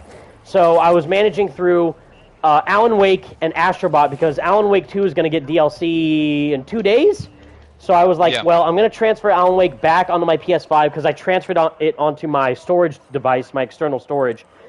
And Astrobot is also getting the DLC with the free trials, the free like speed trials, which I also... I think it already came out. It came out now, but before it didn't release back Yeah, then. before. Yeah, when the right. when the PlayStation Network thing happened. So I was like, okay, I'm going to transfer Alan Wake 2 and Astrobot onto my PS5. And then I tried to check in on Genshin just to see if, like, okay, what new updates have they added there, just to make sure that I downloaded the recent version. Because, yes, I still play Genshin Impact because it's a great game. And I'm not sponsored by Hoyoverse, but I just like the game. But I checked it, and it's like, okay, it can't log in. Like, oh, maybe it's still under maintenance. But no, then I checked on Twitter. It's like, nope, everyone is saying that the network is down. So I'm like, okay, this is bad. So then I checked to see, like, my PS4 Pro, just to sort through that. Like, just make sure my PS4 Pro was still running and working properly and see all the games that I had there. And I checked Spider-Man PS4 because it was a physical game because I have it physically to play it, and it still works and runs fine on the PS4 Pro. But I also then tried to play Shadow of the Colossus just to test it again, just to see, like, okay, is all my PS4 Pros running fine? Because I have Shadow of the Colossus digitally. I don't have Shadow of the Colossus physically because there was a deal going on at the time for the game on the PlayStation Store. And I couldn't play the game. My whole point about this is that I couldn't play the game because I wasn't logged into the PlayStation Network. So all those digital games I have downloaded on my PlayStation 4 doesn't work because it has to be logged into the internet, which is despicable, which is why I love physical games and respect physical media so much, because anything that's digital, even it was confirmed like a new California law, you don't own the game if it is digital. You own the license to access the game, but you don't own the game itself, unlike a physical game where you do own it. So that's like a whole long-winded way of me saying buy physical media. Buy physical media, buy physical media, buy physical media. You'll never know when you'll need it. And it's just great to build out your collection for games or movies or shows that you love. Michael Davis, what's your favorite dialogue? I skipped a couple questions, sorry. Michael Davis, what's your favorite dialogue from Spider-Man 2? It has to be all the stuff between Harry and Kraven. It has to be. Strike! Strike! Break my body against the shores of the living!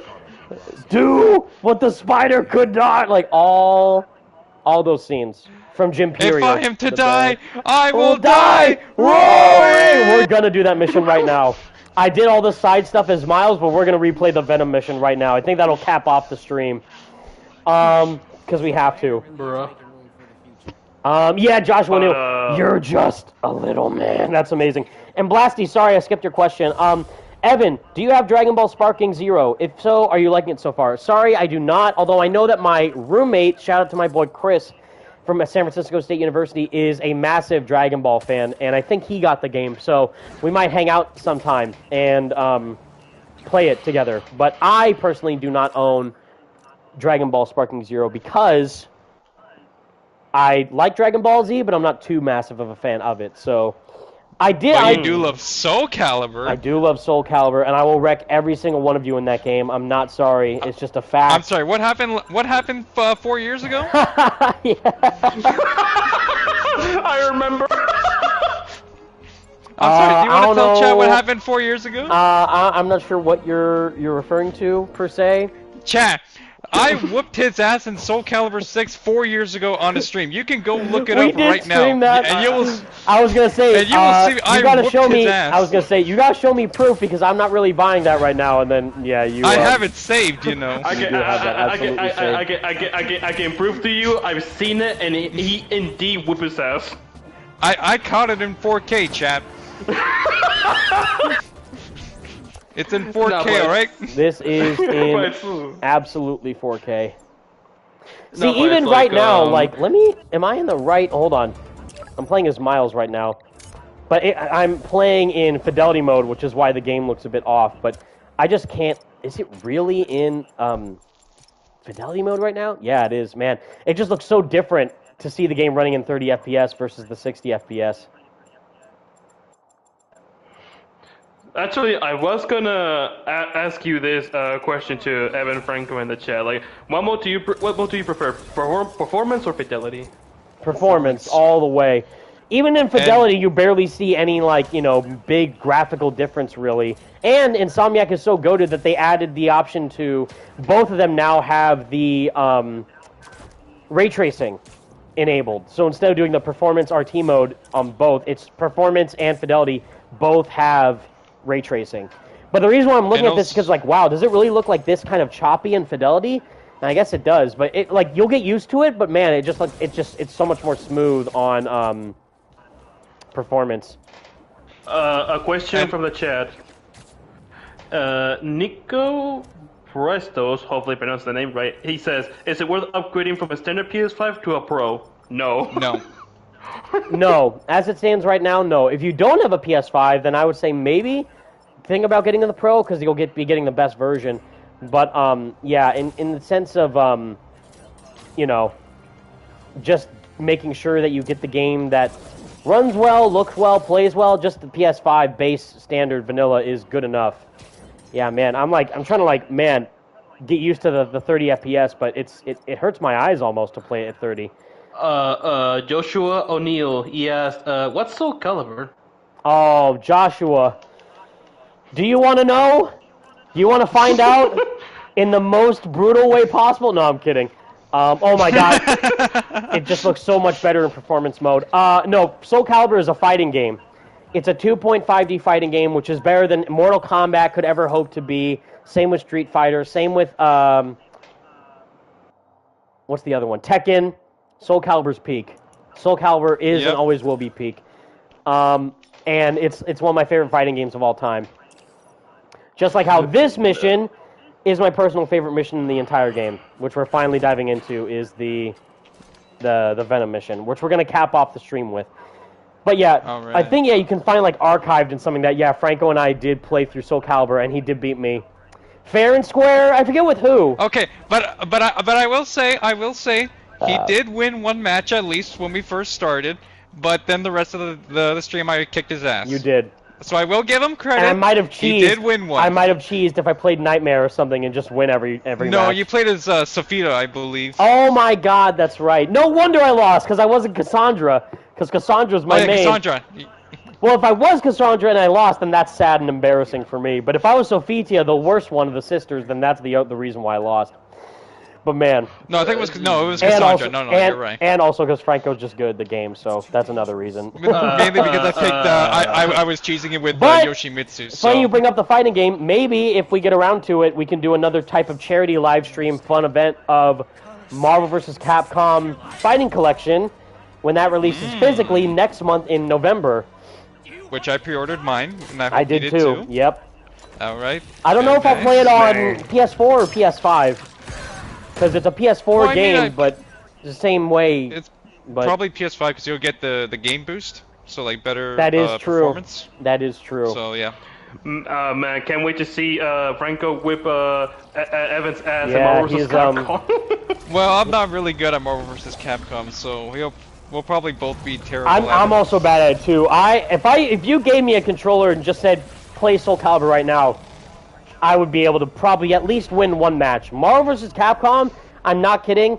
I genuinely don't know if I've ever won a single online match because I like playing the game, but god damn if I'm bad at it. Toby Mako in the chat says you could get the disc drive for PS5 Pro, but it will cost extra money. Yes, it would. And it would be a waste of money. $100 for me. Waste of money in the sense that it's just better just to get the base PS5 with a disc drive already installed, rather than the Pro. Sorry, yeah. And we forgot to mention, if you want your PS5 Pro to stand, you have to buy the vertical stand too, separately. Chill out all that Sony money. All the Sony money gone in the dumpster. So if you want the complete package, you have to buy the console itself, a disc drive, and the stand, and then you'll have your PS5 Pro. Yes. And then watch, in the future when we get the PS6, you'll have to buy the power supply and cables too. Yes. So you're basically telling me and the PS Plus subscription, and the whole connectivity for the internet, and the cables, and yeah, like all that. So you're basically looking to spend around almost like above $1,000 basically. What's that meme? F around and find out. That's what they're doing with all these prices. Okay. So Sony, when it comes to business marketing practices like with the PS5 Pro, I still got one in me. How to lose all your customers 101. Well, make sure that they don't want to buy your product. Yep, that works. Now it's all digital games and separate vertical stands. And F you, do you want a chicken nugget? Yep. Oh my God. Smiling Friends continuing to be the real life version of gaming. Oh my God. No, so you have to. So you're basically looking to. So imagine you have to spend $700 on the console, $80 for the disc drive, and $30 for the vertical stand. All that. And then in the case for me, I would have to spend $950 for the console, another $100 for the disc drive, and $50 for the stand. Yes. Need I say more? Money well spent? Question mark. Taxes not going to be doing too good on our end for that case if we spend that much money. and not adding in consideration like PlayStation Plus subscription, the controllers, and the games. Yes. Which, by the way, where are the games? Oh, and by the way, every time that you turn on the PlayStation 5 Pro, costs you $1,000. No, you get charged every minute of every minute of playtime. Yep. Oh man. No, I got you even better. To access to the PS5 Pro feature, you have to pay $10 for. Live reaction of me when I find out that playing the PS5 Pro costs $5,000. I got you for 3 minutes. 3 minutes of playtime. That's how long I'll be able to play it for. Oh man. Someone said in the chat, Just Wave, I bought the PS5 Pro. I'm happy for you. But if you bought it to trade in like with your PS5, like just save money is all we're saying. Just make sure that if you want to buy the PS5 Pro, make sure that you save money and that you're making the investment that's best for you. I think that the audio is okay for this? Yeah. Alright. Woo! Alex Rodriguez says in a super chat with $2, he says, think they'll still release a Game of the Year edition of Marvel Spider-Man 2? No.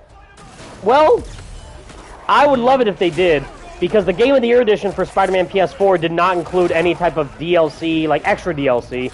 They just bundled together all the release DLC, like The City That Never Sleeps and the suits. But that's different from like what people are expecting, like a director's cut, you know. I would love it if they did like a Game of the Year edition, but that would be happening now, because the Game of the Year edition for Spider-Man PS4 came out around this time. And in that case, though, it did have DLC to bundle with the Game of the Year edition. This game does not, so I am wondering what would they do for a Game of the Year edition if they were to make one for Spider-Man 2. casual gamer in the chat says, "Hey Evan, when do you think we will get a new Avengers game? Not the one from Square Enix that was. You mean a new one in the near future? A better one, yes. Maybe if we're lucky, if Crystal Dynamics actually wants to give it another go and not make it live service, because the main story is actually pretty good. It's just that the live service stuff is what ruined the game. Maybe if we get like a director's cut for Avengers, I would be down for that. That would be amazing if they somehow do it. Who knows? And in this case, given all the crazy Marvel games that Marvel's working on right now, who knows? There's also the rumors of the Activision games coming back. I'd love to see that. Please. Shattered Dimensions on PS4 win. Like, I wish that was an announcement at New York Comic Con during that panel. I don't know why it wasn't. I genuinely don't know why it wasn't. I'm telling you right now, if that announcement, like, if they did that, I literally would have destroyed my whole setup. Yes. I swear, I would have destroyed my whole setup if that happened. Like the only thing that we would have needed. Like it's like one of those. Before we end this panel, we have one more thing. I think some of you older Merry Marvelites might be happy. Yes. Give you a bit of a nostalgia throwback. And I would buy physical copies for all of them because physical is the way to go, people. Yes. Imagine just Marvel do that with Marvel vs. Capcom, the Fighting Collection. Just do that with all the Activision Spider-Man games, if that's even possible. Imagine they announced Ultimate Alliance 1 and 2 being relisted and being available on PlayStation, Xbox, and PC, or something like that. Or the Deadpool game by High Moon Studios. Yes, which is also rumored to be coming back in that whole deal. Yes. It's Deadpool, it's Hulk Ultimate Destruction. Ultimate Alliance 1 and 2, Ultimate Destruction, the Hulk game, and even the Fall of Cybertron, War for Cybertron Transformers games. And then obviously, previously it was rumored that we were going to get remasters of Web of Shadows and Shattered Dimensions Edge of Time, yeah. Or actually, yeah, Shattered Dimensions Edge of Time, not Web of Shadows. But if we did get either of those games, you know they would have also done Web of Shadows and Ultimate Spider-Man. And maybe the PS1 games. Yes. We need all those. See, now, hey, you know what? That's actually perfect.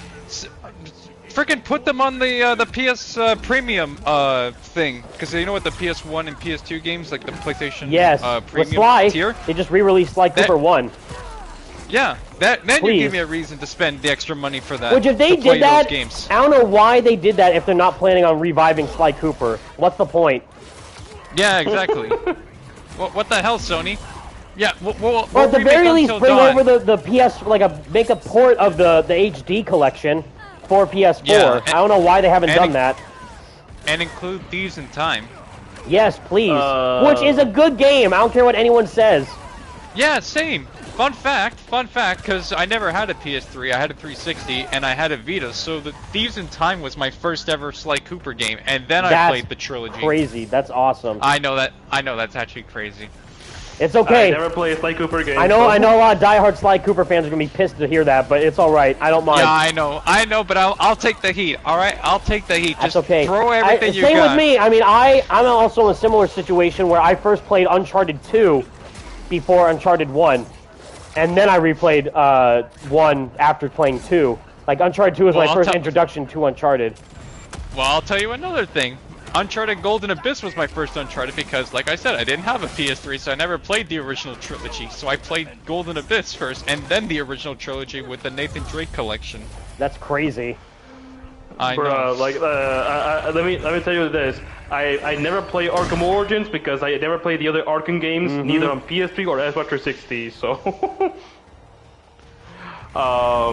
That's okay. If Rocksteady Warner Brother Games gets their crap together, then maybe they'll actually make the smart decision if they want to make money, especially with Arkham Shadow coming out soon, to just re-release Arkham Origins on current platforms. Yes. Which, freaking, dude, you know what? Elijah Wood is Scarecrow? Dude. That's actually crazy. I know. Goated casting. But it's for a VR game? What are we doing? That's awesome, but come on. All right. I would love to hear Elijah Wood as Scarecrow in Arkham Knight than Jonathan Megan Banks. Schmidt says, "At last, are we ready, boys?" We'll say it together with him. Woo! We were separated because of you. Woo-hoo! Excellent. Yes. Oh my God. Come on. If you see this and don't think we're getting a full-length game after this, I don't know what to tell you. You can't make a full Venom moveset and expect them to not use it again. They have to be doing something with this. Joey McGraw in the chat says, by the way, Evan, what is your opinion on Deadpool Wolverine? Really good. I don't think it's like the best movie ever made, but I just thought it was an enjoyable experience. You destroyed our work, hurt our friends. Then come, let your vengeance feast upon my flesh. Woo! Kraven and Venom, come on, dude. I can quote this entire fight, by the way. End of all things. I need a live reading of this. Yes. Oh my God, that'll be amazing. By the way, John Paisano, being able to interview him after hearing this too was like such a surreal experience. Like hearing like what went into making the soundtrack for the game and his vision for it and all that. And this track specifically, like At Last, is like my favorite song in the whole game. For me, it would be Fighting Back, which is the one that plays. That's a great one too. In the Peter boss fight. Yes. Yeah, or SGE, Spider-Man 2 live fan dub win. I'm down. If the other Spidey Squad members are down, I'm down. Maximo Rodriguez, have I seen Joker 2? I have not. I'm waiting to see it with my dad, actually, because we really like the first one, but I know how bad this one sounds like, so we'll see. Here we go. This line says everything. Yes, yes, yes. Will be my final hunt, and I shall be your first. Your first. If you don't think that means that there's going to be more Venom down the line, I don't know what to tell you. I'm sorry. Show the world what death should be. You want death? Then give up. I want it to be worthy of me. Oh my God! I can, yeah. This whole fight. Come on. Like, I need a Jim Peary and a Tony Todd live read of this entire fight scene. Yes. Claim me! If I'm to die soon, I will die! I will die! Oh, and I actually did die. Oh, no. Oh my God. Oh my God, my throat.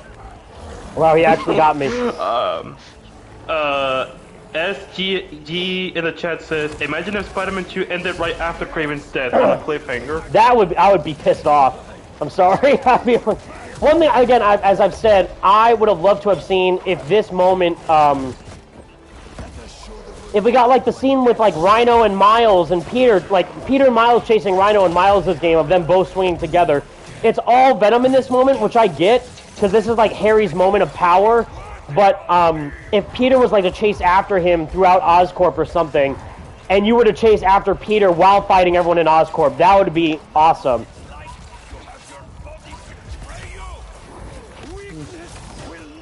Or even like here after he fights Kraven and kills him, what if Peter comes in Times Square, and then you have to fight Venom as Peter, but then you lose, and then you have to fight him again for the final fight with the anti-Venom suit.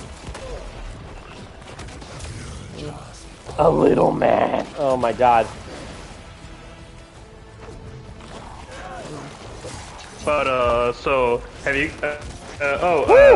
Someone asked, have you guys played Astro Bot? Blasty, yep. Where the hell is Miles during this? Working on his essay, I guess. He's like, man, I sure hope I get into college. Man, I sure hope that my SAT score's all right. Then meanwhile, Venom just bites Kraven's head off. That's why I think it's weird. That's what I would have changed, is because, like, yeah, Miles should be around swinging, or... One thing I would have liked to have seen is what if it felt like, and we'll talk about this a bit more in depth, I guess, after, but one thing I would have seen is, like, okay, at this moment in the game, Peter gets the symbiote off, and is trying to give the suit back to Harry. But for everyone else, it's almost like it's a happy ending, if you think about it, because they defeat Kraven, even though, yeah, like, he's still alive, but they technically defeated Kraven for now, you know, temporarily knocked him out, defeated him, sort of. MJ is kind of alright, but then Peter calls her afterwards to say, I got the suit off and I'm alright now. So their kind of relationship is fixed, so to speak. Miles helps save Peter, so then Peter can kind of go back to normal, and Miles just kind of gets his own arc of saving Peter from the symbiote, which is great. So he should be like, yeah, I'm back now, home now. Even though he hasn't stopped Mr. Negative, he's still like, he saved Peter from going crazy pretty much, so that's at least a win in his book. And Peter's free, so now he's free from the symbiote and all that. So what if we got like an insight from Harry, who's just being miserable and sad and sick the whole time?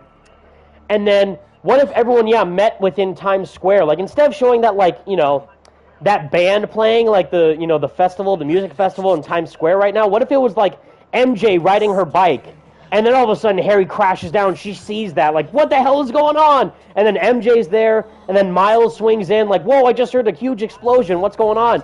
And then he sees that, and then Peter wakes up from him being knocked out, and then he swings down to Times Square to see what's happening, and then they all are there together to see Harry as Venom, and then they fight him as Venom, and then he defeats all of them, kidnaps MJ, and then Peter and Miles have to go after him afterwards. I think that would be so cool. Just a little mini rewrite in my head, but I still like what they did here. Alex Rodriguez in the chat says, anyone else realize Mr. Negative indirectly found out Peter is the other Spider-Man through Miles? Otherwise, they never touch upon it. Yeah, because they never established in the first game that he knew that Peter was Spider-Man, and then he's not even in Miles' game.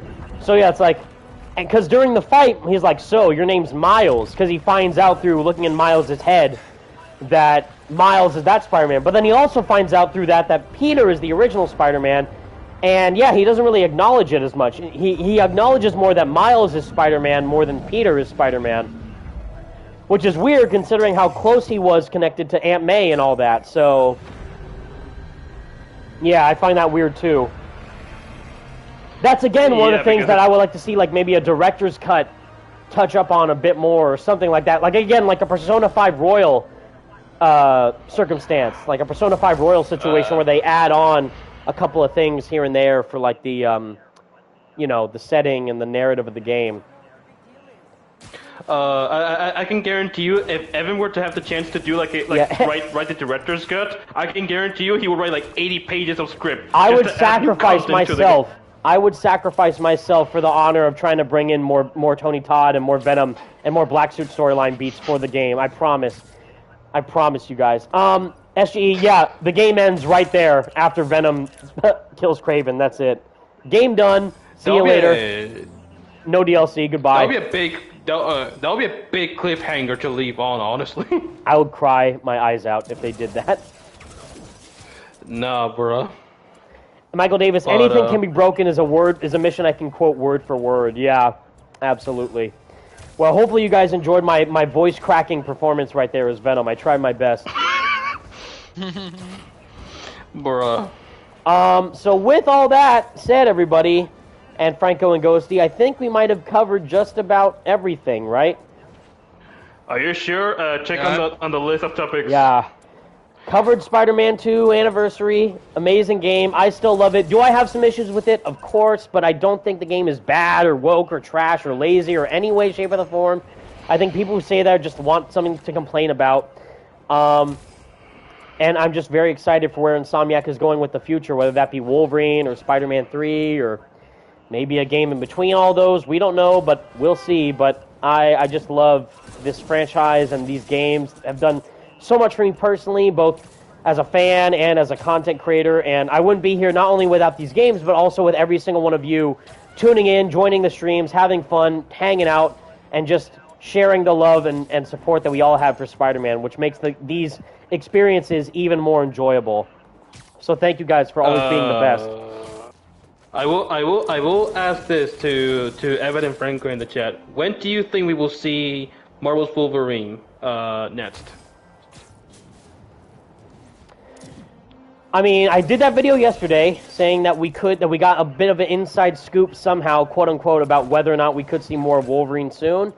I'm thinking, considering that Insomniac is still probably recovering from the leak and, we don't know if they'll be at the Game Awards or not, or if they're going to do a little mini showcase for the PS5 Pro and the layoffs too, all this crazy stuff. The tease, the inside rumor is possibly suggesting we could see it by the end of this year. I realistically would say maybe like early next year, just to play it safe. Yeah, I would say that too, like next year, just so that way there's a little bit of breathing room. Breathing room, and also not to get everyone's hopes up, considering that they just announced no plans for Spider-Man 2 DLC, and they're all hands on deck for Wolverine, so they're probably still heavy in development for making sure Wolverine is fully polished and everything. So it might be a bit of a little wait, but it'll be okay. It'll be worth it. And when do you think the game will come out? For me, I'm saying late 2025 or early 2026. I genuinely think that the trailer that we saw of it, like the first reveal trailer in 2021, especially given that it was all CGI, rather than, like the Spider-Man PS4 reveal trailer back in 2016, that was actually in-game gameplay. Wolverine was all CGI. I genuinely think that was all that they had of the game as it stood. And all these games, from what it sounds like from them, it takes like at least 4 to 5 years to make. So, given that logic, if that was like the first time that we ever saw anything from Wolverine, and it got announced in 2021, I genuinely think the earliest we could see it be released is 2026. So a 5-year time span from seeing it be released, or being it announced, to then having it released. 5 years. And yeah, exactly. Yeah, I would say 2026 as well. Mr. Sonic Screwdriver Gaming, 2026 for sure, considering the setbacks they've unfortunately experienced. I agree. Taking all that into consideration, and the fact that they're trying to make it, the best game possible without rushing or anything, or studio interference or whatever, yeah, I definitely think that 2026 looks ideal, and I'm fine with that. And also the possibility of Marvel Spider-Man 3 potentially releasing maybe 2028, 2029, hopefully. I definitely think, considering like their whole license with Marvel, but it's weird because Wolverine throws a whole wrench into everything. So would that mean that Spider-Man 3 would release in 2028, or would they wait a bit longer and do it like 2029 or something? I mean, if it means more development time for the game, then sweet, awesome, but... See, Naves, this is a good question from Naves. Given all this changes, would they change the story elements at this point for Wolverine since everything got leaked? That's all that happened, I wonder. There's a difference between, like, leaked, like, production pipeline plans, like potential DLC that may or may not have been in production, which could easily change, on a blink of an eye for stuff like that, versus like real story screenshots and storyboards were leaked about Wolverine. So, which please don't look up and don't share, everybody, because leaks are terrible and you shouldn't even look at that to begin with. But I think that I don't think that there's any possibility that the story will change. They might adjust a couple things, but I think the main story that they're planning to tell with Wolverine is already set in stone with what was kind of teased with those leaks. Yeah, because I feel like for them to just basically restructure the entire story of that game with the time that they were given to make that game, I feel like that'll be way too late at this point. Yeah. It's a lot to handle all at once. Yeah, I feel like they just would not have... Like, I highly Josh doubt they O'Neill, want to what spend leaks? Looks at me. What leaks are you talking about? Yeah, I don't know. Who knows? Whoa, what leaks? What leaks? I don't know what leaks you're talking about. But, like, no, but it's like, I really hope that whatever we see of Wolverine, whether that'll be like at the Game Awards or story sometime in trailer or 2025, gameplay or whatever, like, yeah. I will say this, I'm really hoping that the gameplay for Wolverine will be something completely different to what we've seen with Spider-Man. Yes. That is one thing I'm hoping for as well, because you can't just do, in my opinion, you can't just do the Spider-Man formula with Wolverine. Which is my biggest worry is, it's weird. It's both a worry and a point of excitement, because with Spider-Man you have so many different methods of combat and traversal to explore. You have his webs, You have his parkour, you have his momentum, you have environmental takedowns, you have gadgets, you have symbiote powers, you have his, finishers. You have team takedowns with Miles. What's Wolverine? Claws. That's it. It's just claws. So it's like, what are they going to do And healing factor. And healing factor, I guess, but that's more of a passive thing. That's just like, okay, his health is going to heal over time. What else can they do with his claws to make it a really diverse and not repetitive feeling? That's what I'm wondering. And I'm wondering, like, how brutal can they actually go with the character of Wolverine, especially when it comes to, like, his attacks and all that. Which for sure will hopefully be shown in an M rating, right? So yeah, that would make it even better. Yeah, I mean, they better make that game M rated, because if they make the Wolverine game rated teen, I honestly, like, that would be like a bit What's of a the point? downgrade in my opinion. Yeah, like that. Like for me, what would be the point if you did a T-rated Wolverine game if you're not going to do, or Wolverine game in general, if you're not going to do M-rated Wolverine? So I totally agree. It's like if you want to show what Wolverine is really capable of in a AAA video game, you should definitely show him, like, actually chop up arms and heads and that sort of stuff. Yes, and I showed that in the video yesterday. Like, just the X-Men Origins Wolverine game should be the blueprint for how Insomniac's going about this game.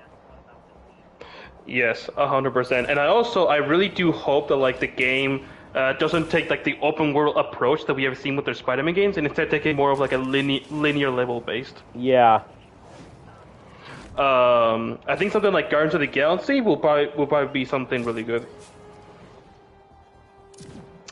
But yeah, I'm overall pretty excited for Wolverine. How about you guys? Yeah, Franco, how you feeling? I'm excited, I really am. It's probably my most anticipated Marvel game, and then, like, Iron Man in 1943. For me, it's Iron Man. See, I go back and forth between Wolverine and Iron Man, because, like, they're both really interesting and ambitious, so... It's also super subjective, because it's like, which hero do you like more? So it's like, yeah, do you like the mutant powers of Wolverine, or do you like the high-flying action of Iron Man? So it's hard to choose, but they're both great. I like Wolverine as a character, don't get me wrong, but it's like, bro, Iron Man in a video game, like, come on. And made by the same people who did the Dead Space remake too. Like, yeah, we're cooking with gas. We're cooking with gas now, and I'm super excited for that. No. Yeah, yes. Joshua O'Neill, I did see the kind of like data footage of like the double finishers in Spider-Man 2. I think we talked about that earlier, but it's just again about like Insomniac cutting or including something in the game that they thought would be cool, but decided to choose to do something else because of gaming restraints or, changing the vision for what they want to do with the final product of the game. But maybe in Spider-Man 3, when we got Silk and Peter and Miles together, then we could do like triple finishers or something. That would be awesome. That would be really cool so to see, knows? Actually. But and we did get that technically, kinda. We got tag team finishers, not double takedown finishers. We got double stealth takedowns, but we did get dual tag team finishers with a lot of people. We got Miles tag team finishers, Agent Venom tag team finishers, and Wraith tag team finishers. So I feel like maybe they did that. They focused more on that instead of the double takedown, which is again another thing that they focused on for development. So you get one one step forward, one step back, or one step back, one step forward. You don't know until it's their vision being put to the test, and we just have to kind of follow through with where they're going. But we'll see what happens in the future. Yeah. And also, it's like in 2025 we have Marvel's 1943 coming out, which I definitely do think we might see gameplay of that by early next year. I think. I would love to see what that looks like. Actual gameplay. Because I don't know still if it's going to be like something like Uncharted or Until Dawn. Like, it's not really action adventure, it's more cinematic. So I don't know. Or Detroit Become Human, maybe? Yeah, exactly. Because she referenced that game as like inspiration for the game's development. So it's going to be really interesting to see what she'll do when it comes to the game's progression and interactivity for how it'll play. But we'll see. But anyways, guys, with all that said, lots of other Marvel games specifically, lots of other Marvel games to look forward to in the future. got Spider-Man 3, obviously. We got Wolverine. We got Iron Man, Black Panther, Marvel 1943, Marvel Rivals, Marvel's Blade, and many, many more. So I'm not going anywhere, and neither is the Spidey Squad. We will make sure that you're hyped for all these upcoming projects and for the future of Insomniac's Spider-Man series, But again, we covered DLC, 1-year anniversary. Wherever the future may go for Insomniac, it's going to be good because we know they're working on Wolverine, we know they're working on Spider-Man 3, and hopefully some other game in between that down the line, which, fingers crossed, it might be Venom or not, we shall see. But other than that, everybody, lots of cool stuff. Wish Insomniac and Marvel Spider-Man 2 a happy anniversary because they definitely deserve it, especially after everything that they went through. If you love the game, that's awesome. If you don't like the game or if it didn't live up to your expectations either, that's also totally awesome. What matters is that you enjoyed what you enjoyed, and also providing constructive criticism and critical feedback is necessary for the games to become even better than what they already are, and they could be even better down the line. So share your support, share your enthusiasm, share your passion, and share your ideas to Insomniac. Let them know, what would you want to see from Spider-Man 3? What would you want to see from Wolverine? What would you want to see from, the future of their franchise?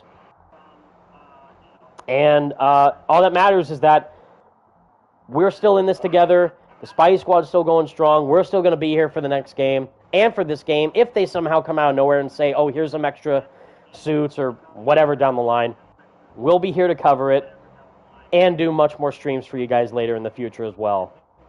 So thank you all so much for watching. Again, leave a like, subscribe, share, donate if you feel like, all that fun stuff. Your support means the world to me. And I didn't really mention it a lot because I don't really like to promote it as much, but if you feel so inclined, I also now finally have a creator code for Epic Games. So Fortnite, Rocket League, there's all these other games that Epic is making. It's Spidey Squad. That's one word, all caps, Spidey Squad.